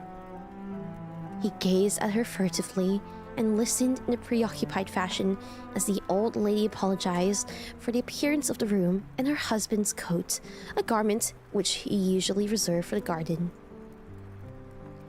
She then waited as patiently as her sex would permit for him to broach his business, but he was, at first, strangely silent. I was asked to call, he said at last, and stooped and picked a piece of cotton from his trousers. I come from Ma and Megan's. The old lady started. Is anything the matter? She asked breathlessly. Has anything happened to Herbert? What is it? What is it? Her husband interposed. There, mother, he said hastily. Sit down and don't jump to conclusions. You've not brought bad news, I'm sure, sir, and eyed the other wistfully.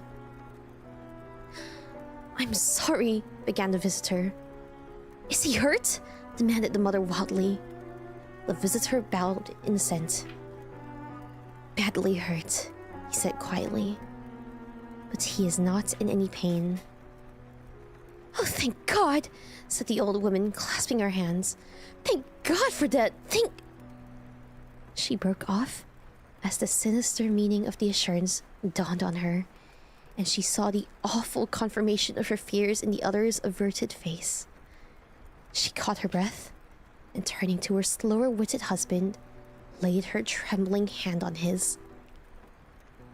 There was a long silence.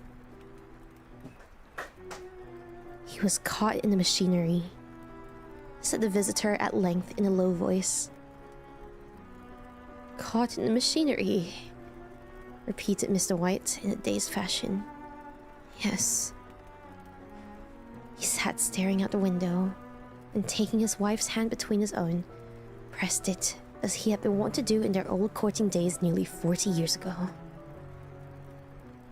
He was the only one left to us, he said, turning gently to the visitor.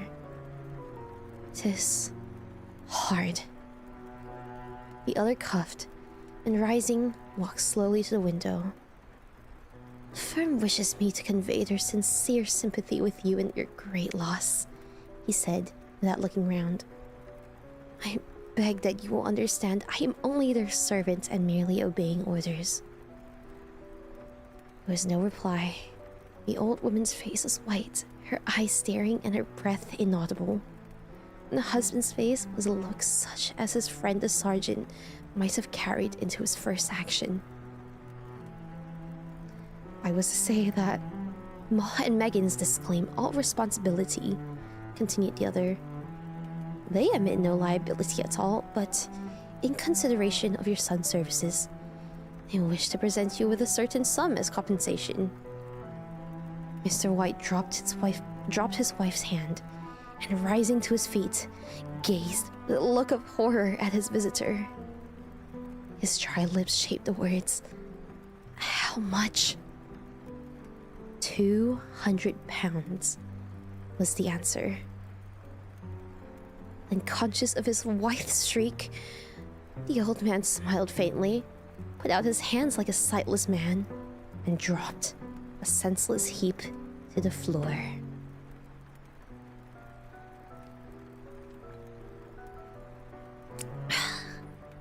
Part 3. In the huge new cemetery, some 2 miles distant, the old people buried their dead and came back to the house steeped in shadows and silence. It was all over so quickly that at first they could hardly realize it and remained in a state of expectation as though of something else to happen. Something else which was to lighten this load, too heavy for old hearts to bear. But the days passed, and expectations gave way to resignation.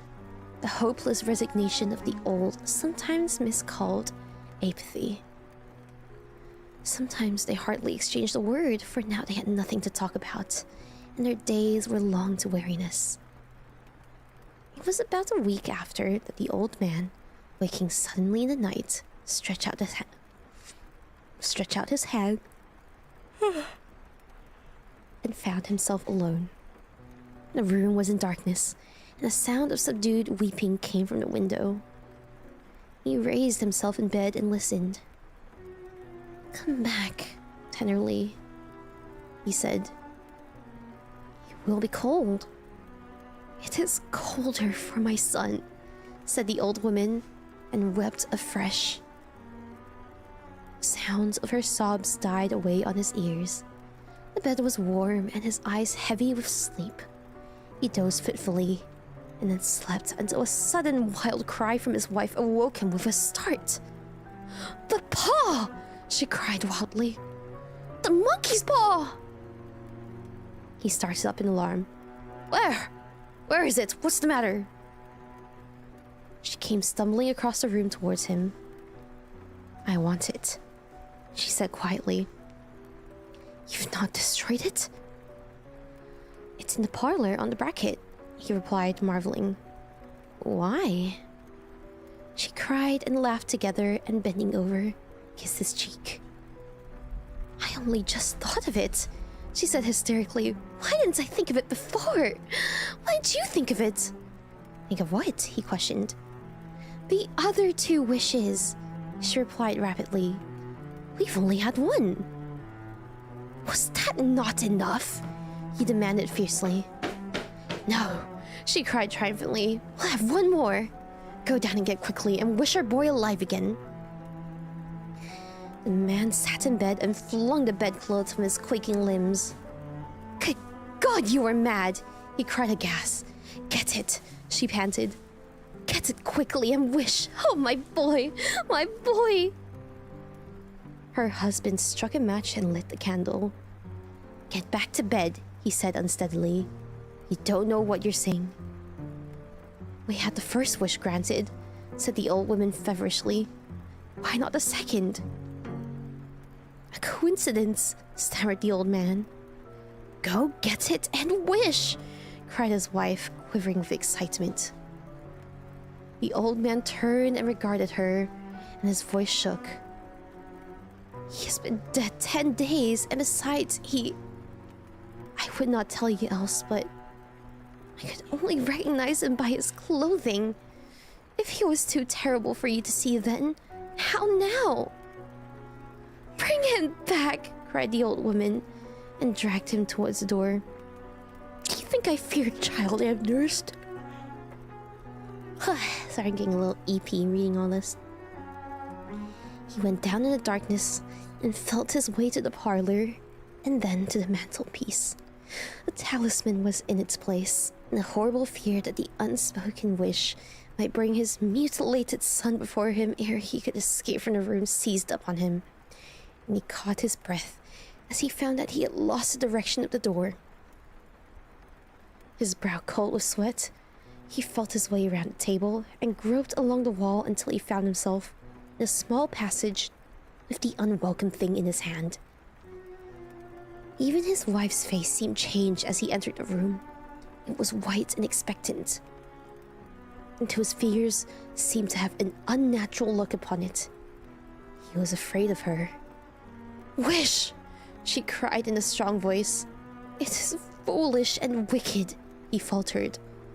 "Wish!" repeated his wife. He raised his hand. "I wish my son alive again." The talisman fell to the floor, and he regarded it fearfully. Then he sank trembling into a chair. As the old woman with burning eyes walked to the window and raised the blind, he sat until he was chilled with the cold, glancing occasionally at the figure of the old woman peering through the window. The candle end, which had burned below the rim of the china candlestick, was throwing pulsating shadows on the ceiling and walls until, with a flicker larger than the rest, it expired. The old man, with an unspeakable sense of relief at the failure of the talisman, crept back to his bed, and minutes afterward, the old woman came silently and apathetically beside him. Neither spoke, but sat silently listening to the ticking of the clock. A stair creaked, and a squeaky mouse scurried noisily through the wall. The darkness was oppressive, and after lying for some time screwing up his courage, he took the box of matches and, striking one, went downstairs for a candle.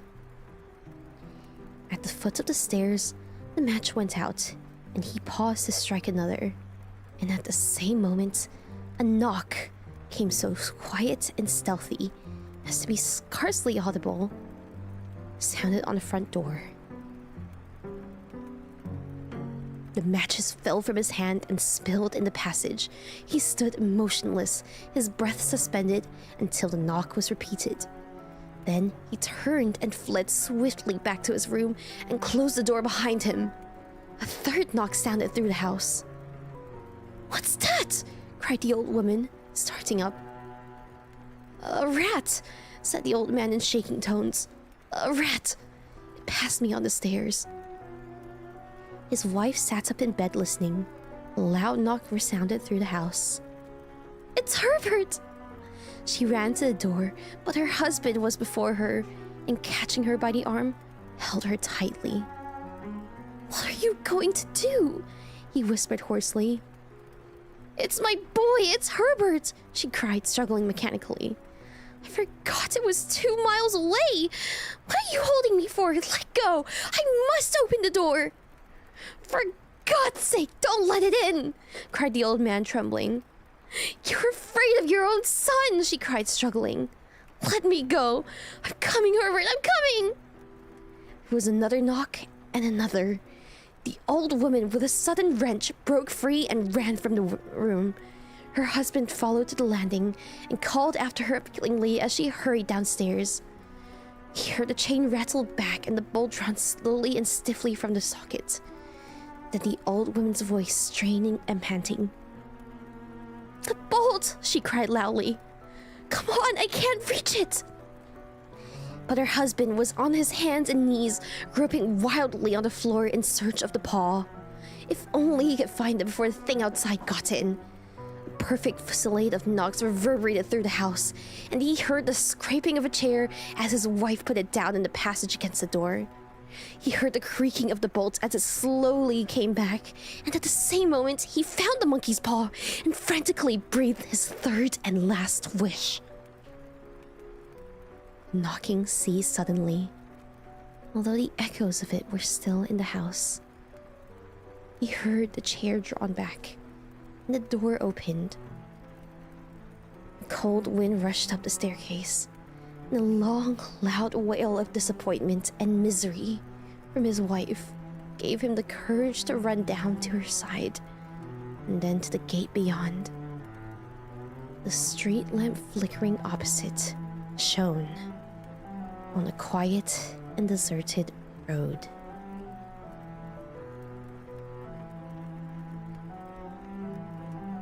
And that was The Monkey's Paw, a short story by W.W. Jacobs.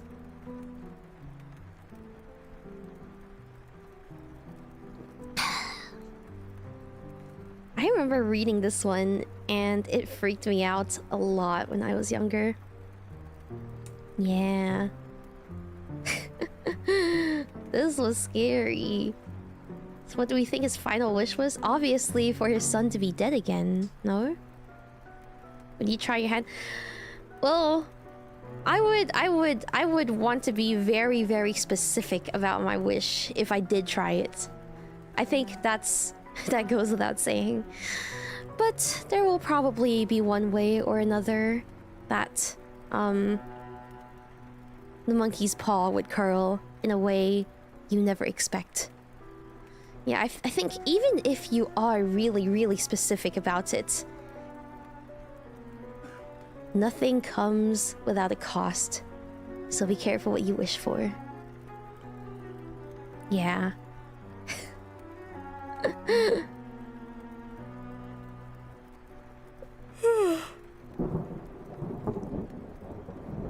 Damn, this music's making me sleepy.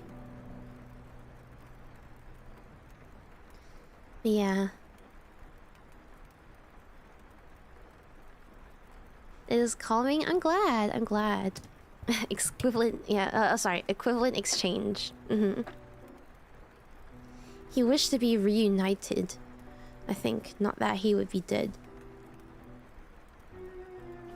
I mean, like, reunited with his son?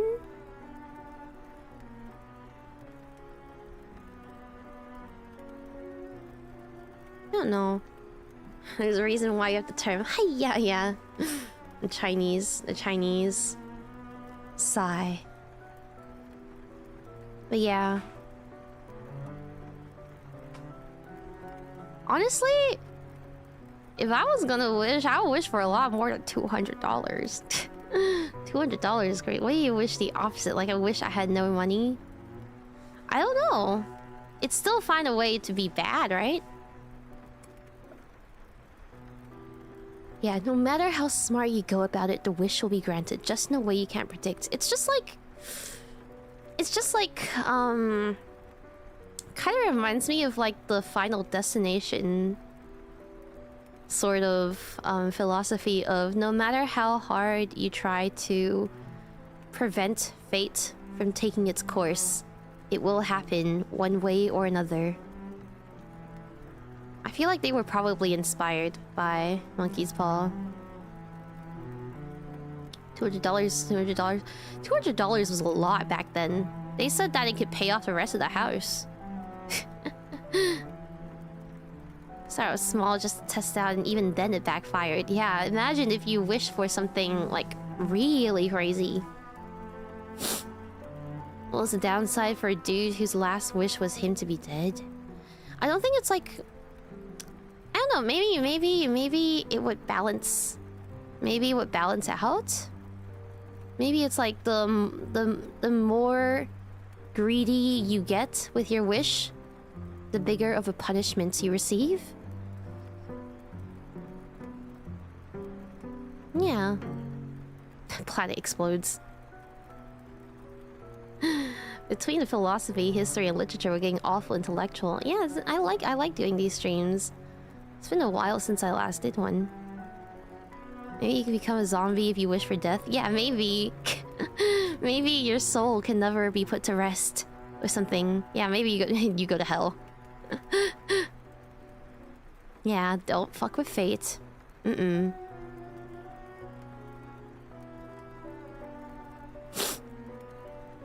I wish for a psycho goth girl to bounce crazy style. I win.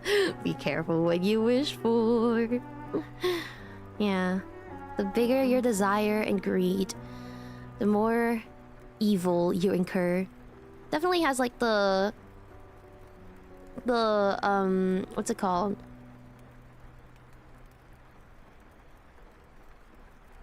The sort of like karmic balance sort of theme, especially since they mentioned the monkey's paw was from India, right? Yeah. Nearly Korean backdash the fucking... Bro? Bro? Even evil wishes get balanced against. Perhaps. Perhaps. Yeah. Just don't fuck with fate, man. There's no such thing as a free lunch. I wish for a talking dog. That sounds awesome. Oh yeah, and then you get a talking dog, but all the dog does is start telling you how much of a piece of shit you are and how you should kill yourself. Well, if you wish for more wishes, maybe you wish it's like you wish for more wishes, but the consequence of each subsequent wish will be more, or like for each extra wish you get, one of your family members dies or some shit. Yeah. I wish for good fortune sounds better. It ensures nothing bad happens your way. I mean, nothing bad could happen your way, but it could happen to your family. It could happen to your loved ones. Yeah, who knows? I like how they mentioned Arabian Nights as well. It's kind of like talking about like Aladdin's lamp, right? The genie in the lamp. Double it and give it to the next person. Yeah, and then genies are famously known for being little tricksters. I wish for everyone around me, including myself, have good fortune. I think if you were to do it, you'd have to be very, very specific. But yeah. Oh my god. If I had to make a wish, it'd be to be sandwiched by human thighs. Oh my god. Okay, but what's the bad thing? What's the bad thing that could happen? The bad thing... Okay, your wish to be sandwiched by human thighs is granted. But... I'm actually a 30-year-old man with hairy legs.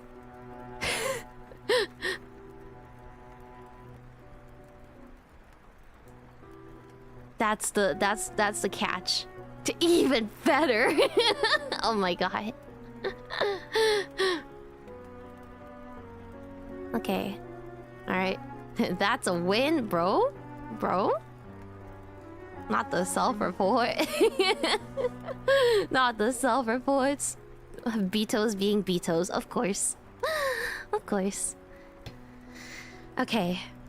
Let's move on to this next one. This one is quite a spooky one, if I do say so myself. This is The Pale Man by Julius Long. This one I remember reading in a collection of stories, and the picture, like the image that came along with it in the book was really, really spooky. I did not like that. Yeah, are you alone? Is your door sturdy? Okay. Let me change the title. The PP. The Pale Man by Julius Long. Never read this one. It's a lesser known one, but I'd still like to read it for you guys. This is a coy little tale about the eccentric behavior of a strange guest in a country hotel. The Pale Man by Julius Long. I have not yet met the man in number 212. I do not even know his name. He never patronizes the hotel restaurant, and he does not use the lobby. On the 3 occasions when we passed each other by, we did not speak, although we nodded in a semi-cordial, non-committal way. I should like very much to make his acquaintance. It is lonesome in this dreary place. With the exception of the aged lady down the corridor, the only permanent guests are the man in number 212 and myself. However, I should not complain, for this other quiet is precisely what the doctor prescribed. I wonder if the man in number 212 as well has come here for a rest. He is so very pale. Yet I cannot believe that he is ill, for his paleness is not of a sickly cast, but rather wholesome in its ivory clarity. His carriage is that of a man enjoying the best of health. He is tall and straight. He walks erectly and with a brisk, athletic stride. His pallor is no doubt congenital, else he would quickly tan under this burning summer sun.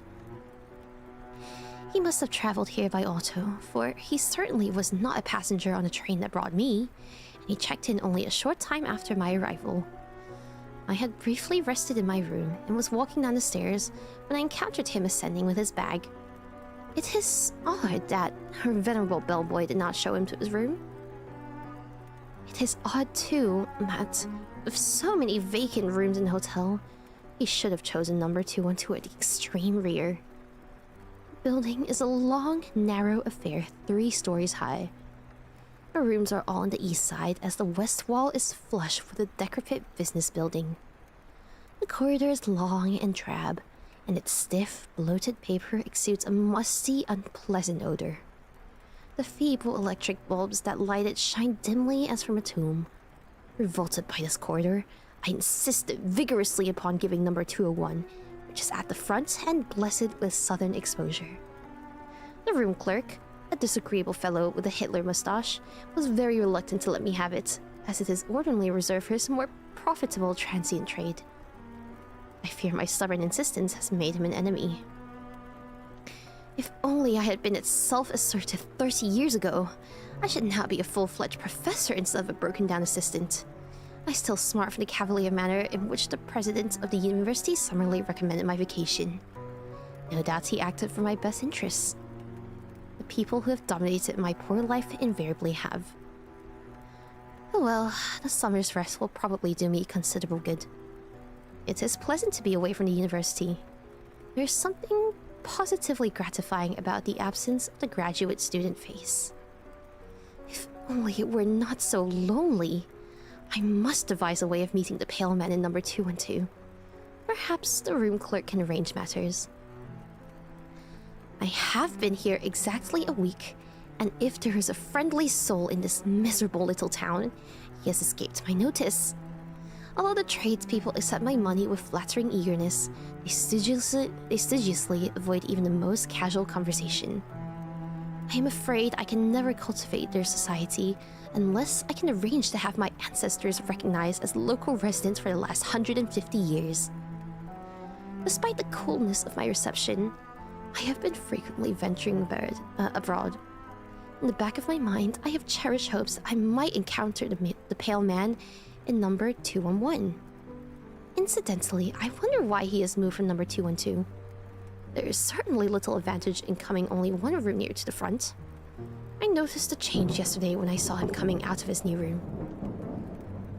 We nodded again, and this time I thought I detected a certain malign satisfaction in his somber black eyes. He must know that I am eager to make his acquaintance, yet his manner forbids overtures. If he wants to make me go all the way, he can go to the devil. I am not the sort to run after anybody. Indeed, the surly diffidence of the room clerk has been enough to prevent me from questioning him about his mysterious guest.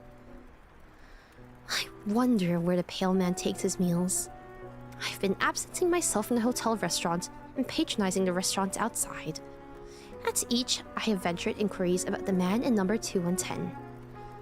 No one at any restaurant remembered his having been there. Perhaps he is an entree into the Brahmin homes of this town. And again, he may have found a boarding house. I shall have to learn if there'll be one. The pale man must be difficult to please, for he has again changed his room. I am baffled by his conduct. If he is so desirous of locating himself more conveniently in the hotel, why does he not move to number 202, which is the nearest available room to the front? Perhaps I can make his inability to locate himself permanently an excuse for starting a conversation. I see we are closer neighbors now, I might casually say. But that is too banal. I must await a better opportunity.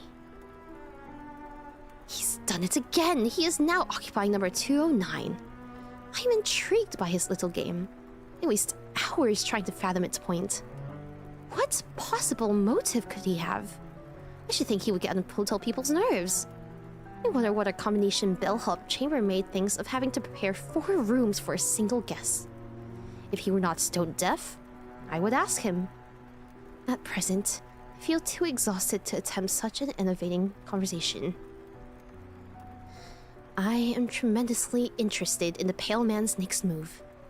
He must either skip a room or remain where he is, for a permanent guest, a very old lady, occupies number 208. She has not budged from her room since I have been here, and I imagine that she does not intend to be so. I wonder what the pale man will do. I await his decision with the nervous excitement of a devotee of the track on the eve of a big race. After all, I have so little diversion. Well, the mysterious guest was not forced to remain where he is, nor did he have to skip a room. The lady in number 208 simplified matters by conveniently dying. No one knows the cause of her death, but it is generally attributed to old age. She was buried this morning. I was among the curious few who attended her funeral. When I returned home from the mortuary, I was in time to see the pale man leaving her room. Already he has moved in. He favored me with a sinister smile whose meaning I've tried in vain to decipher. I cannot but believe that he meant it to have some significance. He acted as if there were, between us, some secret that I failed to appreciate. Then again, perhaps his smile was meaningless, after all, and only ambiguous by chance, like that of the Mona Lisa. My man of mystery now resides in number 207, and I am not the least surprised. I would have been astonished if he had not made his scheduled move. I've almost given up trying to understand his eccentric conduct. I do not know a single thing more about him than I knew the day he arrived. I wonder whence he came. There's something indefinitely foreign about his matter. I'm curious to hear his voice. I like to imagine that he speaks the exotic tongue of some faraway country. If only I could somehow inveigle him into conversation. I wish that I were possessed of the glib assurance of a college boy who can address himself to the most distinguished celebrity without batting an eye. It is no wonder that I am only an assistant professor. I am worried. This morning, I awoke to find myself lying prone upon the floor. I was fully clothed. I must have fallen exhausted there after I returned to my room last night. I wonder if my condition is more serious than I had suspected. Until now, I've been inclined to discount the fears of those who have pulled a long face about me. For the first time, I recalled the prolonged hand clasp of the president when he bade me goodbye from the university. Obviously, he never expected to see me alive again. Of course I am not that unwell. Nevertheless, I must be more careful. Thank heaven I have no dependents to worry about. I have not even a wife, for I was never willing to exchange the loneliness of a bachelor for the loneliness of a husband.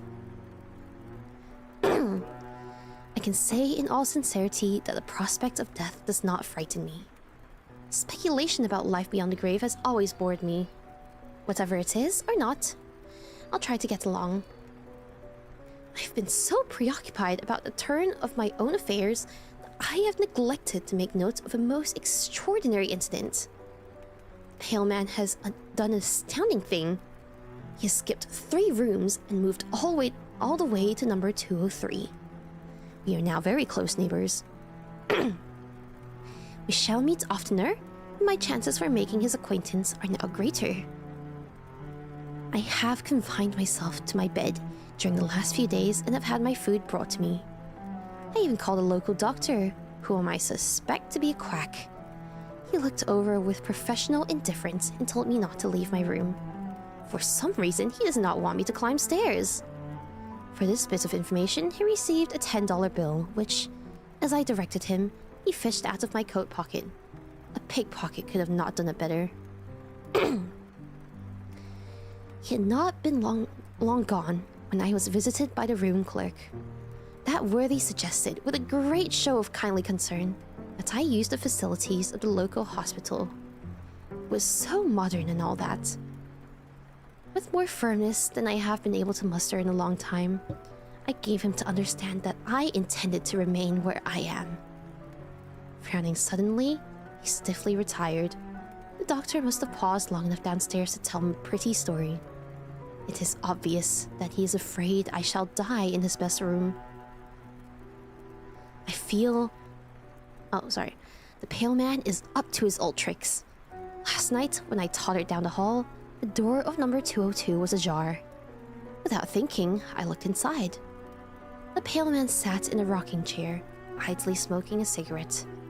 He looked up into my eyes and smiled that peculiar, ambiguous smile that has so deeply puzzled me. I moved on down the corridor, not so much mystified as annoyed. The whole mystery of the man's conduct is beginning to irk me. It is all so inane, so utterly lacking in motive. I feel that I shall never meet the pale man, but at least I am going to learn his identity. Tomorrow, I shall ask for the room clerk and deliberately interrogate him. I know now. I know the identity of the pale man, and I know the meaning of his smile. Early this afternoon, I summoned the room clerk to my bedside. Please tell me, I asked abruptly, who is the man in number 202? Clerk stared warily and uncomprehendingly. You must be mistaken. That room is unoccupied. Oh, but it is, I snapped in irritation. I myself saw the man there only 2 nights ago. He is a tall, handsome fellow with dark eyes and hair. He is unusually pale. He checked in the day that I arrived. The hotel man regarded me dubiously, as if I were trying to impose upon him. But I assure you, there is no such person in the house. As for his checking in when you did, you were the only guest we registered that day. What? Why, I've seen him 20 times! First he had number 212 at the end of the corridor. He kept moving towards the front. Now he's next door in room number 202. The room clerk threw up his hands. You're crazy! He exclaimed, and I saw he had meant what he said. I shut up at once and dismissed him. After he had gone, I heard him rattling the knob of the pale man's door. There's no doubt that he believes the room to be empty. Thus, it is that I can now understand the events of the past few weeks. I now comprehend the significance of the death in number 207. I even feel partly responsible for the old lady's passing. After all, I brought the pale man with me. But it was not I who fixed his path.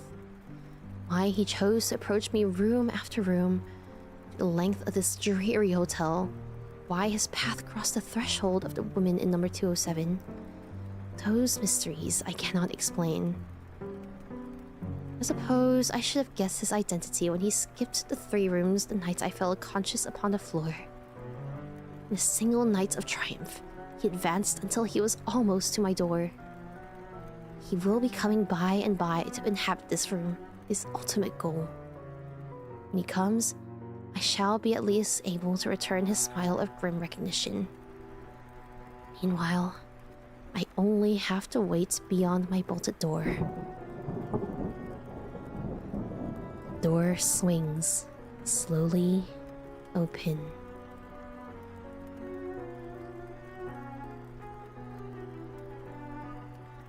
And that was The Pale Man by Julius Long. Also, thank you, Raiders. Hello, welcome. Welcome.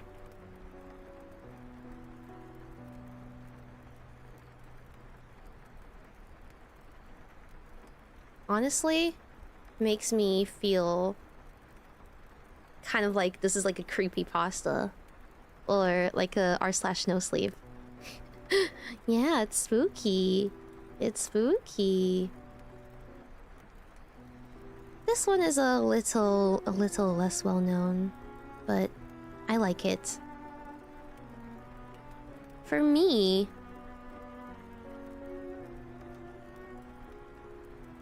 I kind of like my first impression of the Pale Man. It's definitely to do with death and mental health. Like an allegory for depression. Yeah. Feels comforting strangely at the end. It's kind of like... It feels like... he's accepted death at the end. He's never once feared this Pale Man. Yeah. He's made peace with his death. It's like initially it started off with just a harmful, like, a harmless curiosity, and then starts developing into a sort of compulsive need to understand why he's doing things, like who he is, what is he doing, right? And then there's that impending sense of doom as he gets closer and closer, and then the old lady dies. And starts spiraling even more. But I think by the time he's already next door, he's understood and made peace with it. Isn't it because it's his time? Yeah, it's like that meme of like death going door to door. I like stories like this where like the narrator is also unreliable, but you can tell, you can hear his spiraling and his like thoughts and actions becoming increasingly erratic and like schizo, while everything else is it remains the same. It remains just as unchanging, with like minimal dialogue.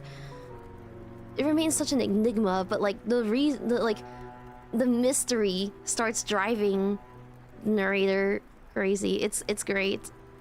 Yeah. The atmosphere is also really nice. Like a little town that doesn't like outsiders. Has that sense of isolation that you would probably feel in like a hospital or like an asylum, right? It's so claustrophobic and so isolating. So alienating. I like how you learn more about a situation, which is a real... Yeah.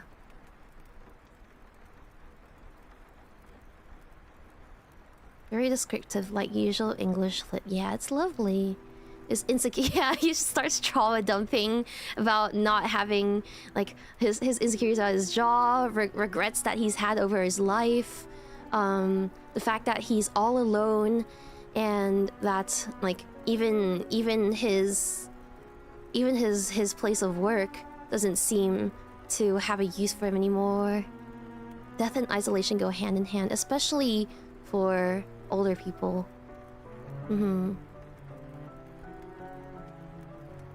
fear of the unknown as well. I like how they never explicitly explain who or what the Pale Man is. That kind of uncertainty is what's making him spiral, and in turn it makes like it keeps like eating at the reader, you know? Yeah, he sees married. Yeah, that line, like, rather be a lonely bachelor than a lonely husband. That's a very, very pessimistic way of seeing the world.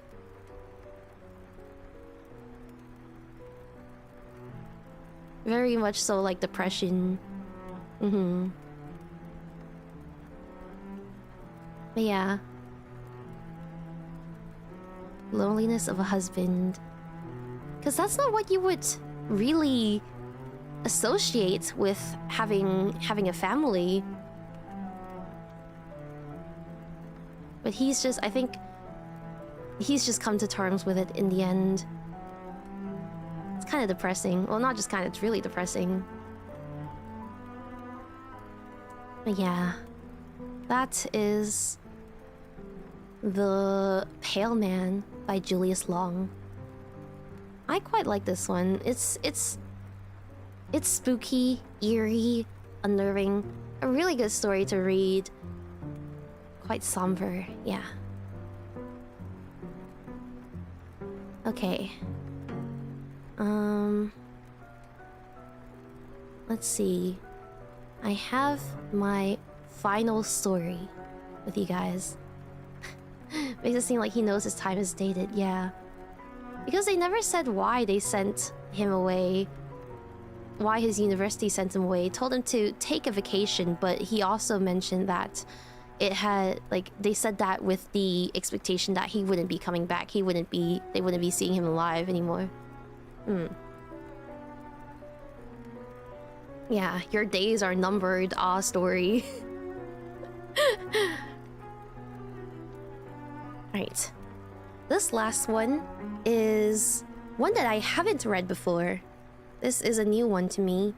I chose this one because it's an author that some of you guys have been asking for a while.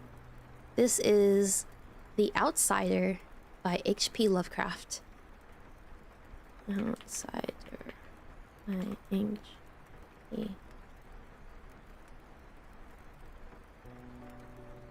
Lovecraft. Yeah, I've never read any Lovecraftian stories before, but I'm excited. This one was recommended quite highly to me. Like his cat. Yeah, his cat. Don't ask anyone what the name of his cat was. Alright. Shall we start then?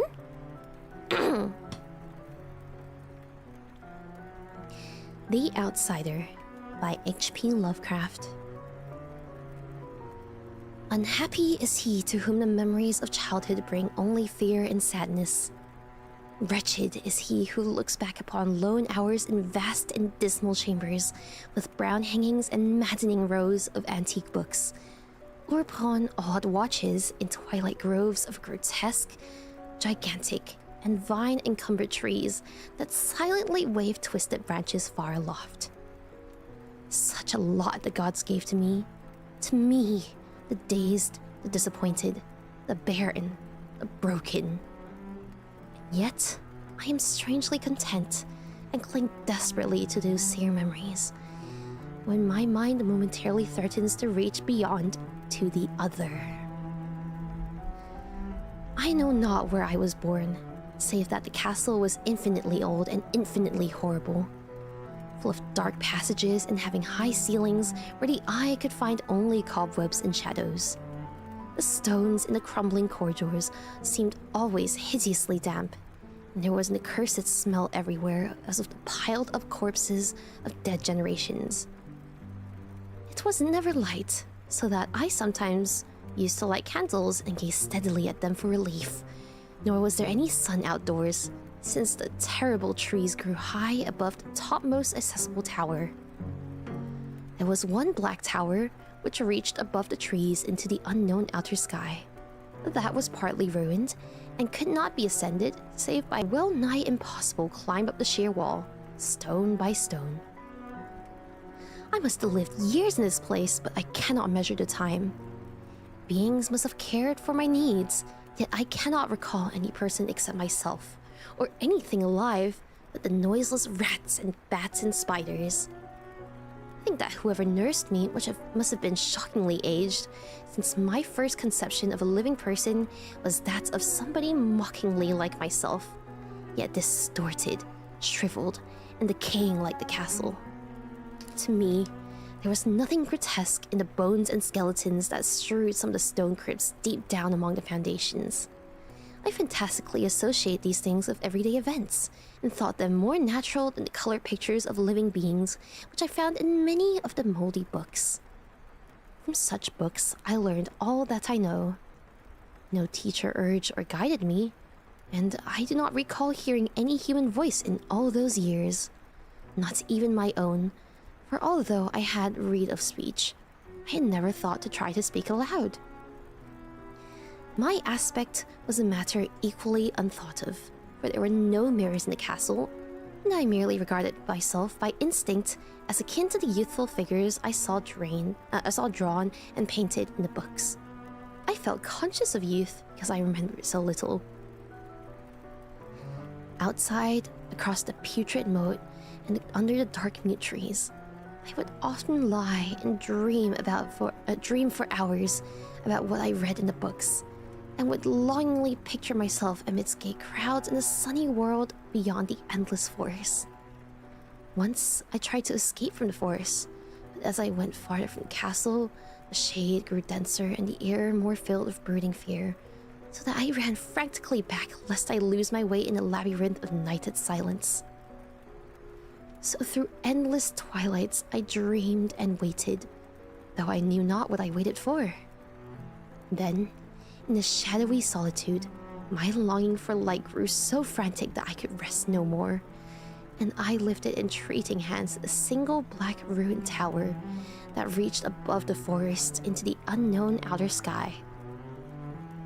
And at last, I resolved to scale that tower, fall though I might, since it were better to glimpse the sky and perish than to live without ever beholding day.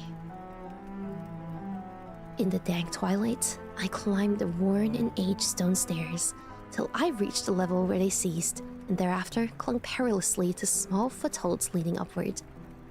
Ghastly and terrible was that dead, stairless cinder of rock, black, ruined, and deserted, and sinister with startled bats whose wings made no noise. More ghastly and terrible still was the slowness of my progress, for climb as I might, the darkness overhead grew no thinner, and a new chill of haunted and venerable mold assailed me. I shivered as I wondered why did I not reach the light, and would have looked down had I dared. I fancied that night had suddenly come upon me, and fairly groped with one free hand for a window embrasure. I might peer out and above and try to judge the height I had once attained. All at once, after an infinity of awesome sightless crawling up that concave and desperate precipice, I felt my head touch a solid thing, and I knew I must have gained a roof, or at least some kind of floor. In the darkness, I raised my free hand and tested the barrier, finding it stone and immovable. Then came a deadly circuit of the tower, clinging to whatever holds the slimy wall could give, till finally my testing hand found the barrier yielding, and I turned upwards again, pushing the slab or door with my head as I used both hands in my fearful ascent. There was no light revealed above, and as my hands went higher, I knew that my climb was for the nonce ended, since the slab was a trapdoor of an aperture leading to a level stone surface of greater circumference than the lower tower. No doubt the floor of some lofty and capacious observation chamber. I crawled through carefully and tried to prevent the heavy slab from falling back into place, but failed in the latter attempt. As I lay exhausted on the stone floor, I heard the eerie echoes of its fall, hoped when necessary to pry it up again. Believing I was now at prodigious height, far above the cursed branches of the wood, I dragged myself up from the floor and fumbled about for windows, that I might look for the first time upon the sky and the moon and stars of which I had read. But on every hand, I was disappointed, since all that I found were vast shelves of marble, bearing odious oblong boxes of disturbing size. More and more I reflected, and wondered what hoary secrets might abide in this high apartment so many eons cut off from the castle below. Then, unexpectedly, my hands came upon a doorway, where hung a portal of stone, rough with strange chiseling. Trying it, I found it locked, but with a supreme burst of strength, I overcame all obstacles and dragged it open inward. As I did so, there came to me the purest ecstasy I have ever known, for shining tranquilly through an ornate grating of iron and down a short stone passageway of steps that ascended from the newly found doorway was the radiant full moon, which I had never before seen save in dreams and in vague visions I dared not call memories. Fancying now that I had attained the very pinnacle of the castle, I commenced to rush up the few steps beyond the door, but the sudden veiling of the moon by a cloud caused me to stumble, and I felt my way more slowly in the dark. It was still very dark when I reached the grating, which I tried carefully and found unlocked, but which I did not open for fear of falling from the amazing height to which I had climbed. Then the moon came out. Most demonic of all shocks is that of the abysmally unexpected and grotesquely unbelievable. Nothing before I had undergone could compare in terror with what I now saw. The bizarre marvels that sight implied. The sight itself was as simple as it was stupefying, for it was merely this. Instead of a dizzying prospect of treetops seen from a lofty eminence, there stretched around me on the level through the grating nothing less than the solid ground, decked and diversified by marble slabs and columns, all overshadowed by an ancient stone church whose ruined spire gleamed spectrally in the moonlight. Half unconscious, I opened the grating and staggered out the white gravel path that stretched away in two directions. My mind, stunned and chaotic as it was, still held the frantic craving for light. Not even the fantastic wonder which had happened could stay my course. I neither knew nor cared whether my experience was insanity, dreaming, or magic, but was determined to gaze on brilliance and gaiety at any cost. I knew not who I was, or what my surroundings might be, though as I continued to stumble along, I became conscious of a kind of fearsome latent memory that made my progress not wholly fortuitous. I passed under an arc out of that region of slabs and columns and wandered through the open country, sometimes following the visible road, but sometimes leaving it curiously to tread across meadows where only occasional ruins bespoke the ancient presence of a forgotten road. Once I swam across a swift river where crumbling mossy masonry told of a bridge long vanished. Over 2 hours must have passed before I reached what seemed to be my goal, a venerable ivied castle in a thickly wooded park, maddeningly familiar, yet full of perplexing strangeness to me. I saw that the moat was filled in, and some of the well-known towers were demolished, whilst new wings existed to continue the beholder. But what I observed with chief interest and delight were the open windows, gorgeously ablaze with light and sending forth sound of the gayest revelry. Advancing to one of these, I looked in and saw an oddly dressed company indeed, making merry and speaking brightly to one another. I had never, seemingly, heard human speech before, and could guess only vaguely what was said. Some of the faces seemed to hold expressions that brought up incredibly remote recollections. Others were utterly alien. I now stepped through the window into the brilliantly lighted room, stepping as I did so from my single bright moment of hope to my blackest convulsion of despair and realization. The nightmare was quick to come, for as I entered, there occurred immediately one of the most terrifying demonstrations I had ever conceived. Scarcely had I crossed the sill when there descended upon the whole company a sudden and unheralded fear of intense, hideous intensity, distorting every face and evoking the most horrible screams from nearly every throat. Flight was universal, and in the clamor and panic, several fell in a swoon and were dragged away by their madly fleeing companions. Many covered their eyes with their hands and plunged blindly and awkwardly in their race to escape, overturning furniture and stumbling against the walls before they managed to reach one of the many doors. The cries were shocking, and as I stood in the brilliant apartment alone and dazed, listening to their vanishing echoes, I trembled at the thought of what might be lurking near me unseen. At the casual inspection, the room seemed deserted. When I moved towards one of the alcoves, I thought I detected a presence there. A hint of motion beyond the gold-arched doorway, leading to another and somewhat similar room. As I approached the arch, I began to perceive the presence more clearly, and then, with the first and last sound I ever uttered, a ghastly elation that revolted me almost as poignantly as its noxious cause. I beheld in full, frightful vividness, the inconceivable, indescribable, and unmentionable monstrosity, which had by its simple appearance changed a merry company to a herd of delirious fugitives. I cannot even hint what it was like, for it was a compound of all that is unclean, uncanny, unwelcome, abnormal, and detestable. It was a ghoulish shade of decay, antiquity, and dissolution, the putrid, dripping eidolon of unwholesome revelation, the awful bearing of that which the merciful earth should hide. God knows it was not of this world, or no longer of this world. Yet to my horror, I saw in its eaten away and bone-revealing outlines a leering, abhorrent travesty on the human shape, and in its moldy, disintegrating apparel, an unspeakable quality chilled me even more. I was almost paralyzed, but not too much so to make a feeble effort towards flight, a backward stumble which failed to break the spell in which the nameless monster held me.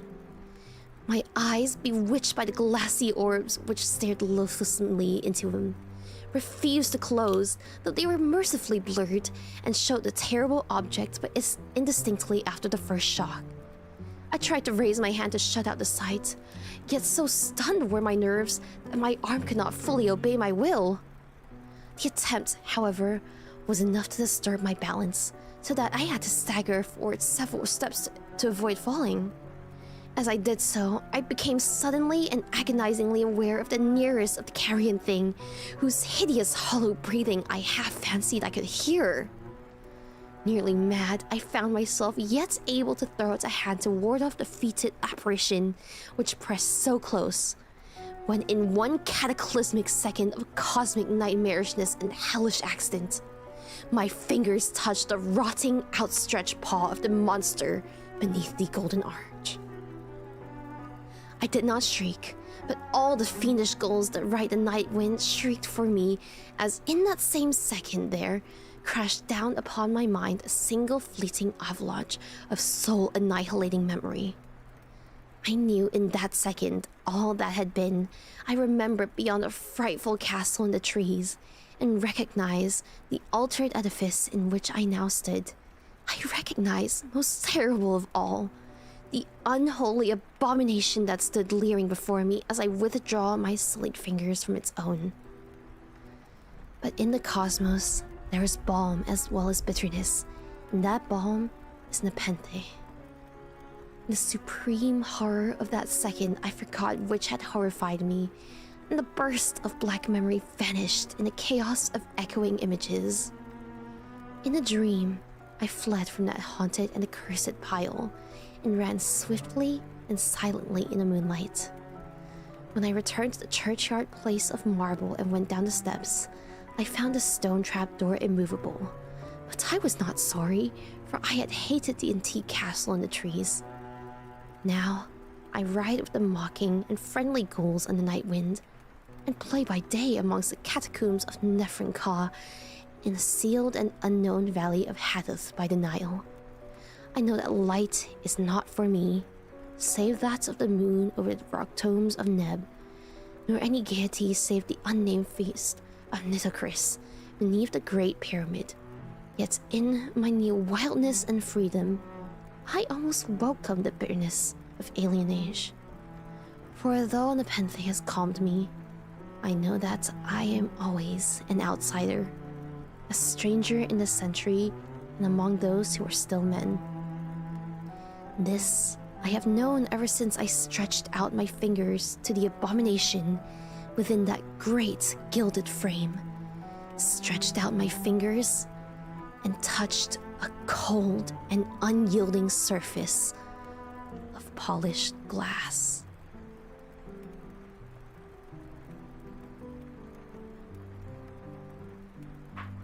And that was The Outsider by H.P. Lovecraft. Yeah.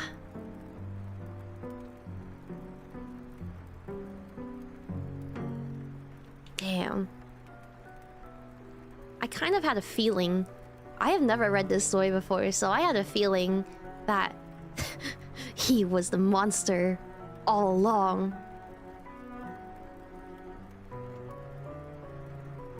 The only Lovecraft story of the world is something like Never Trust Girls. I love the way he uses adjectives and allegories.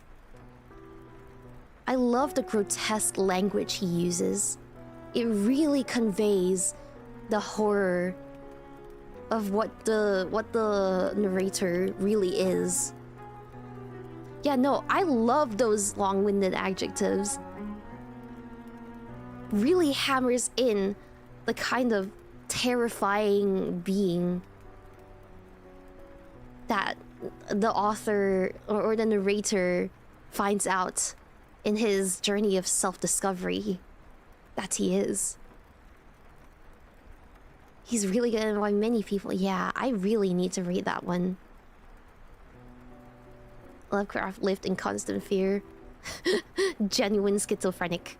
For real. Seems like loneliness and isolation seem to be a very, very prominent theme in a lot of horror. Not just gothic horror, but a lot of horror stories in general. He was heavily criticized for it when he's like, when was he alive? Let me see. H.P. Lovecraft. Ah, okay, so late 19th century to early-ish 20th century.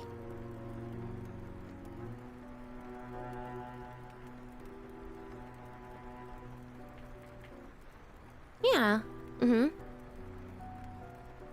He was mainly in, like, cosmic horror, right? I know, like, the term Lovecraftian horror is named after him. It's got kind of like the themes of cosmic horror where, like, you are the insignificance of the self in a world so vast and so big that it's like unquantifiable. A lot of random short horror stories, yeah. He popularized the building off stuff like The King in Yellow. I know that one. I know that one because it's based, or like, in a game that I play in Identity V, in IDV, there is a hunter based off of the King in Yellow, Haster, the tentacle monster, very, very Lovecraftian. I think there's like 2 that are based on Lovecraftian horror. There are 2 hunters in that game. There's the King in Yellow, and then there's Yidra, the Dream Witch. Yeah. That's his name. Oh, I see. It's published in Lost Sci-Fi. Yeah. Cosmic horror does have a lot of overlap with sci-fi, doesn't it?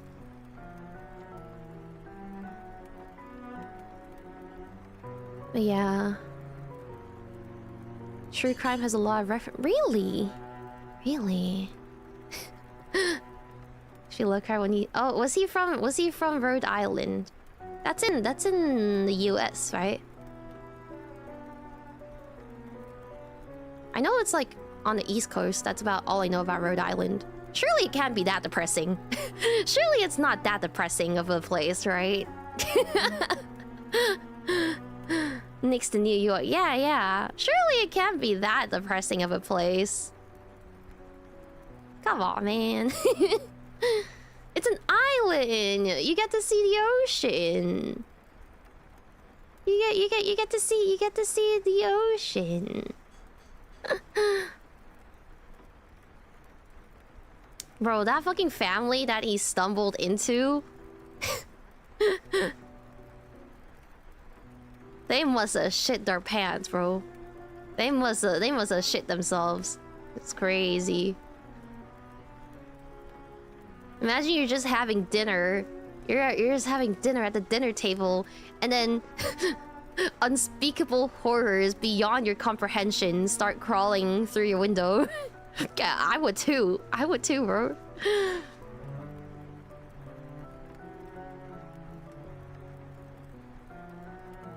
I like how blissfully ignorant he was of, like, his true form.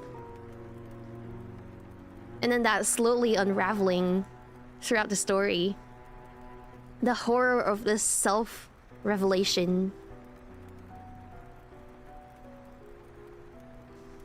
But that last line was really good. The confrontation of his own nature was really nice. That was really good. Yeah. He probably thinks he's normal. I mean, like, if he was raised, or I wouldn't even say raised, if he lived his entire life in solitude without, like, knowing anything outside of books, of the outside world, then of course it would be normal to him. He said there were no mirrors as well, right? So it makes me think it was a self-reflection. Oh, definitely. Like the sort of like themes of identity and self-perception. So the core horror of the story is not like anything scary, like anything paranormal attacking or anything like that, but the collapse of the ego, the collapse of the narrator's self-identity. I use revelation of horror as climax a lot. I can see that. I can see that. Ego mentioned Nimma's company. Recent Chinese. There's a Chinese anime about steampunk Lovecraft. That's crazy. Oh, this story kind of reminds me of a random movie I heard of. Kind of. Kind of. I've never heard of that, but I can see it. I'm just curious, like... So... The truth was that he lived in... like an underground castle this whole time. And climbing the tower was his sort of... the start of his journey of... enlightenment. Of like... reaching towards the light. And then when he, yeah, like the whole themes of like darkness and light, the way he was longing for the light, which I guess represents like our world, the human world, humanity, and the darkness is like the zombie world, like the ghost world, wherever he's from. And then how quickly the light changed to signify like this pain, the pain of his self-discovery. Was it revealed as underground? I would assume it's underground because he talks about once he reaches the trapdoor, he's standing on solid ground. What if it's like a grave? The pain of French, yeah, sorry about that. What if the trapdoor was like a grave? Like the top of a coffin or something. Or like a tombstone. And the tower was like his fucking, like the pit of the grave.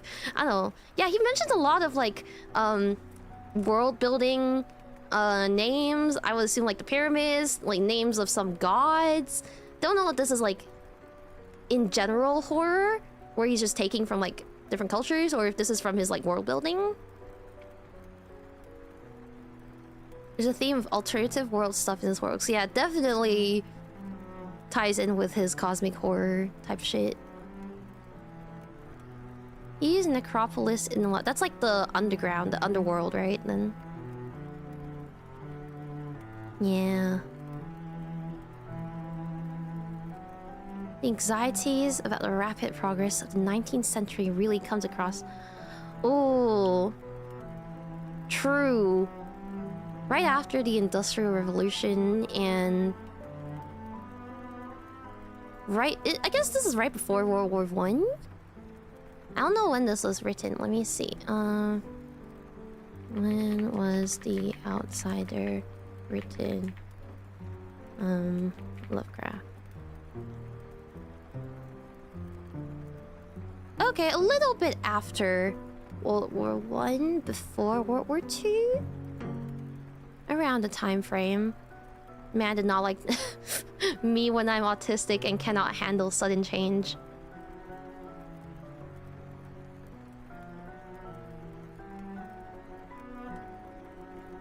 This reminds me of another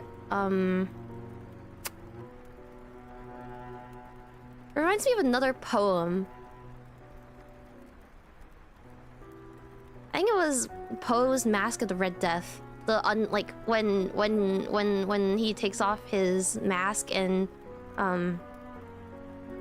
reveals that he's actually the Red Death. There's nothing below. The plague one, yeah. Look at that one. It's like a they're escaping a plague, and everyone's in hiding, taking refuge from the plague called the Red Death, which is obviously an to the Black Death. And then it was like they hold a ball, and there's a masked man, a figure with a like dark robe. That's an uninvited guest or something. I don't know. I haven't read this in a very long time. Maybe I should read it. Maybe we should read it for next time. Who knows? But yeah. Wasn't sure if I was thinking of someone else. Yeah. That one's great. That one's great. Was it a movie? Was it turned into a movie? I believe it was tuberculosis. Oh, I feel that. It's a fun read, definitely. The reveal at the end is very similar to the reveal here in The Outsider. Have I watched? Oh, I didn't know it got turned into a movie. Okay. Alright, well, that is it from me for today. Thank you all for coming and for listening. Thank you for listening to me narrate some of my favorite, or not just my favorite, but also some new ones. Some classic, frightening, spooky stories. Thank you for reading life into... Thank you. I'm glad. Okay. Let me see who is streaming right now. Okay, Mirari, Nasa, Yuri, and Michiru are streaming a collab. Piko-chan is doing endurance to 25k. Has she reached 25k yet? Let me take a look. I hope so. Let me see. Piko-chan. She has! Oh my god! Eepy! If you want to raid into Wilhelmina... Oh! Does Mina start in 10 minutes? That's true, it is almost Aussie time. Okay. Well, in spirit of the new gen, I will send you guys over to Helmi. I'll send you guys over to Wilhelmina. She will be playing Hollow Knight. This is the first Hollow Knight, right? Not Silksong, I think.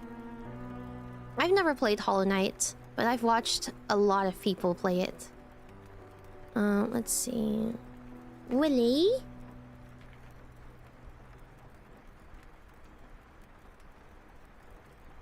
Okay. Yay! The girls have all done their, what do you call it? They've all done their 2.0s, right? Their debut 2.0s. So I think everyone's chosen their fan names and tags and everything. I was there for a couple of them, but I haven't been able to watch all of them fully. Can you guys fill me in on what fan names they chose? I think, what is it? BB's was Biscuiteers? Nitao's was just Sam's, right? From just Sam from the start. She not picked Nano Bro. Nano Bro, that's so cute. Melistocrat. Ooh, that one's good. The Villagers. Oh my god. The villagers. Okay, so we have villagers, nanobirds, melistocrats, what am I missing? Sammy. Villagers is all, and biscuitees, okay. Look at being used dog champs? I quite like pupcakes. I think pupcakes was really cute. Yeah. Nanobro, melistocrat, Sammy, villagers, biscuiteers. That's so cute. Yeah. My nicknames for each of them are I call Shinonong. I was actually speaking with her last night. I stayed up to help her with her audio because I was watching her debut 2.0 and I realized that I think she didn't have a denoiser, and I was setting that up with her late at night. And then she was also talking to me, telling me how she felt about debut. It's really sweet. I love her.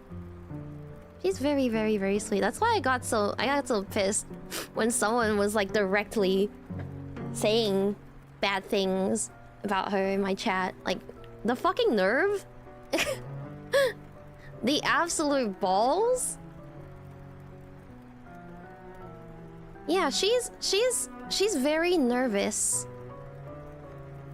She's very nervous that she, like, even on her second day of streaming, she's already like experiencing the kinds of anxieties that we have as, like, you know, veterans in Phase. And I hope that everyone can do their best to reassure her and to show her the love that she deserves. Her singing is incredible. I was listening to her... she posted a cover... or not cover, but like she posted a live clip of her singing Rubia from Honkai Impact 3rd, which is one of my favorite songs from that game. Yeah, her Rubia cover done live as well. Insane! Blows my mind. I don't know how she says she's not a musical talent. So good. Rubia and let's see, Rubia, Moon Halo, and what's that graduation song? The one that goes, how can we rewrite the time? No, not Fansa. It's not something that she sang. It's another Honkai Impact 3rd song. I don't know why it's escaping my mind right now. Oh, Da Capo. The Capo. Those are my favorite 3 songs from Honkai Impact. It's so beautiful. Yeah. Yeah, I call her Shinono. And then with Bibi, I call her Bibi-tan. I call her Bibi-tan. She's so cute. I talked a bit about meeting her before. I think she'll probably talk about it on her own stream, so I'm not gonna like yap too much about it, but she was so sweet. She was so sweet and so perky all the time. Like she's so genki. I love the way she talks. I love the way she talks. It's like you can hear the derpy smile on her face when she's talking. And the little drawings that she does is so adorable. I want all of the people who draw to do like a, what do you call it? Like a magma board collab where they just like doodle. Like how peppy. She's so cute. I love her. Yeah, there's some people who are like very clearly dog coded. And she's one of them. She's so cute.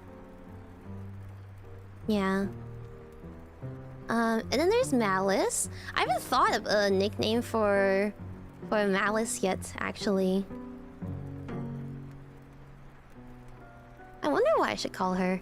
I'll think about it. But I also had the chance to meet Malice. I've met her multiple times before, and I've spoken to her a lot before. We have a lot in common. We talk about a lot of things. And she's very, very sweet. She's very professional. Like, she raises the standards for a lot of things here, I think. Like, did you guys hear her sing?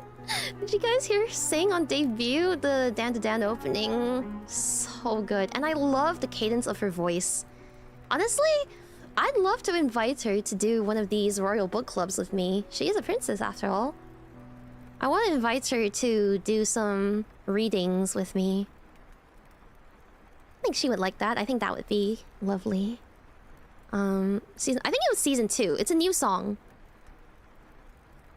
Yeah, and her original song. Oh, the guitars, the lyrics, the visuals. So beautiful.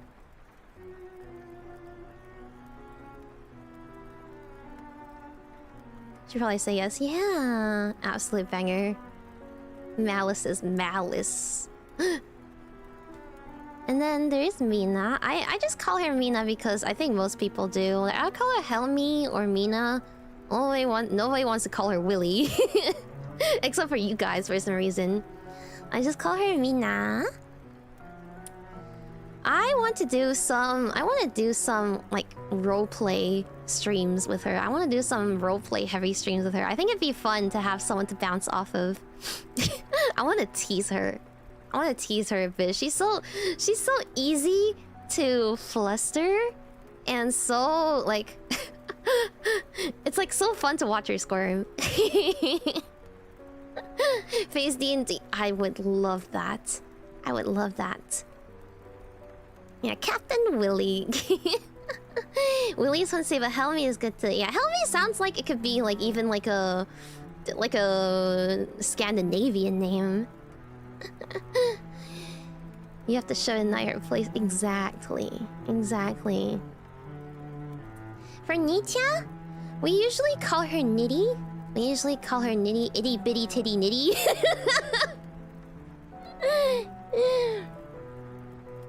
But I like pronouncing her name is Nitya. Nitya. And I love the way she rolls her R's. It activates like a neuron in my brain. I don't know why. It's so satisfying to hear her roll her R's. I love it so much. I love hearing her talk.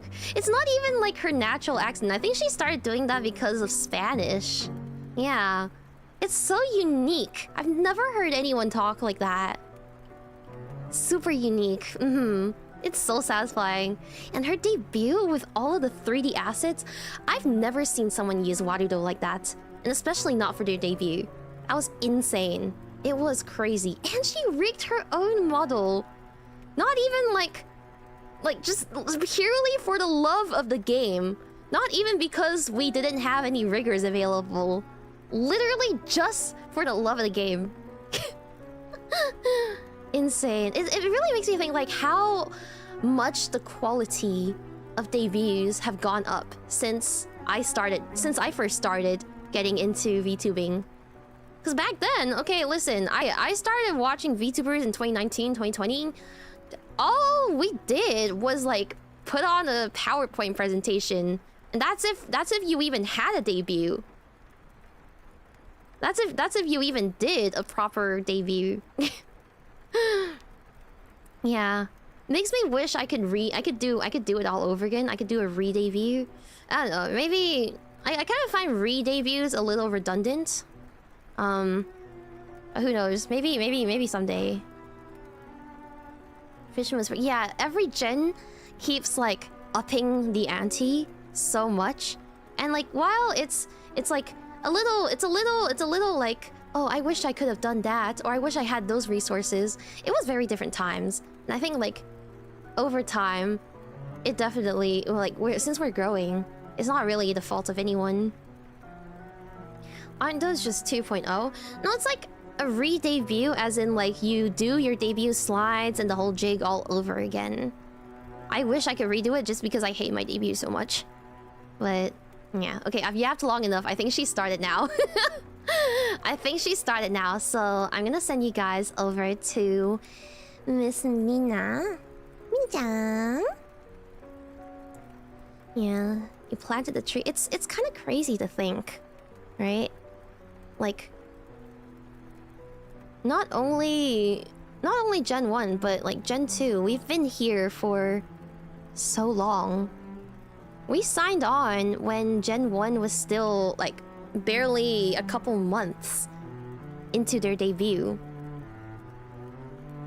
So even though we weren't part of the starting gen, we watched it all happen. It's crazy to think about. I just hope that, you know, as Phase grows, I hope that we never really lose our charm, our spark. I was also talking to Shinonon about this because she was worried that she wouldn't fit in here in Phase because she wants to do, like, idol stuff. She says so, and she doesn't understand a lot of the memes that chat does or, like, that her genmates do. And then I was telling her, like, you know, the gen, to me, Saga feels like, you know, a big burger or a big sandwich with lots of different ingredients. And if you have like two of the same ingredients, it wouldn't be the same. It would be a little strange. You have like a crisp lettuce, a refreshing tomato, a spicy mayo, a juicy burger patty. It wouldn't be the same if the burger patty tasted the same as the lettuce, right? So I was like, you know, variety is a good thing. You don't have to try to make yourself fit the mold of like another member, you know? Yeah. Hopefully it helped her. I hope she feels better about it. I love her a lot. And if anyone tries to hurt her, I will kill you and then myself. Kill everybody in this room and then myself.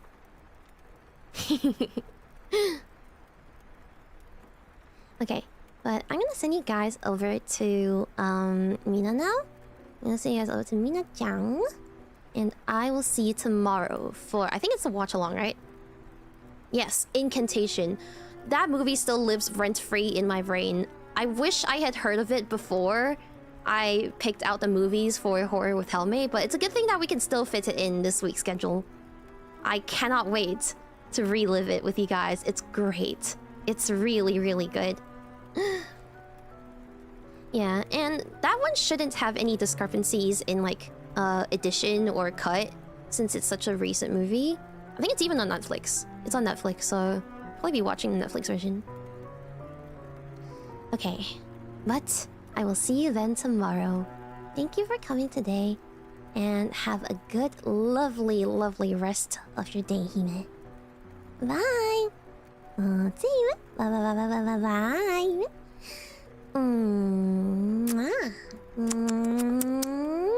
Bye!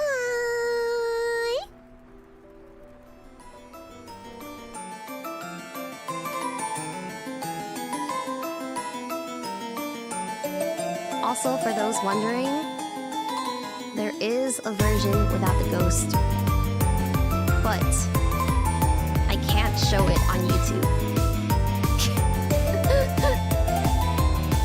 So I will upload it to this month's members' art archive.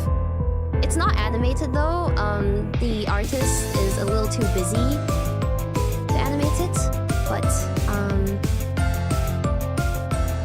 there is a version without the ghost. Just for your information.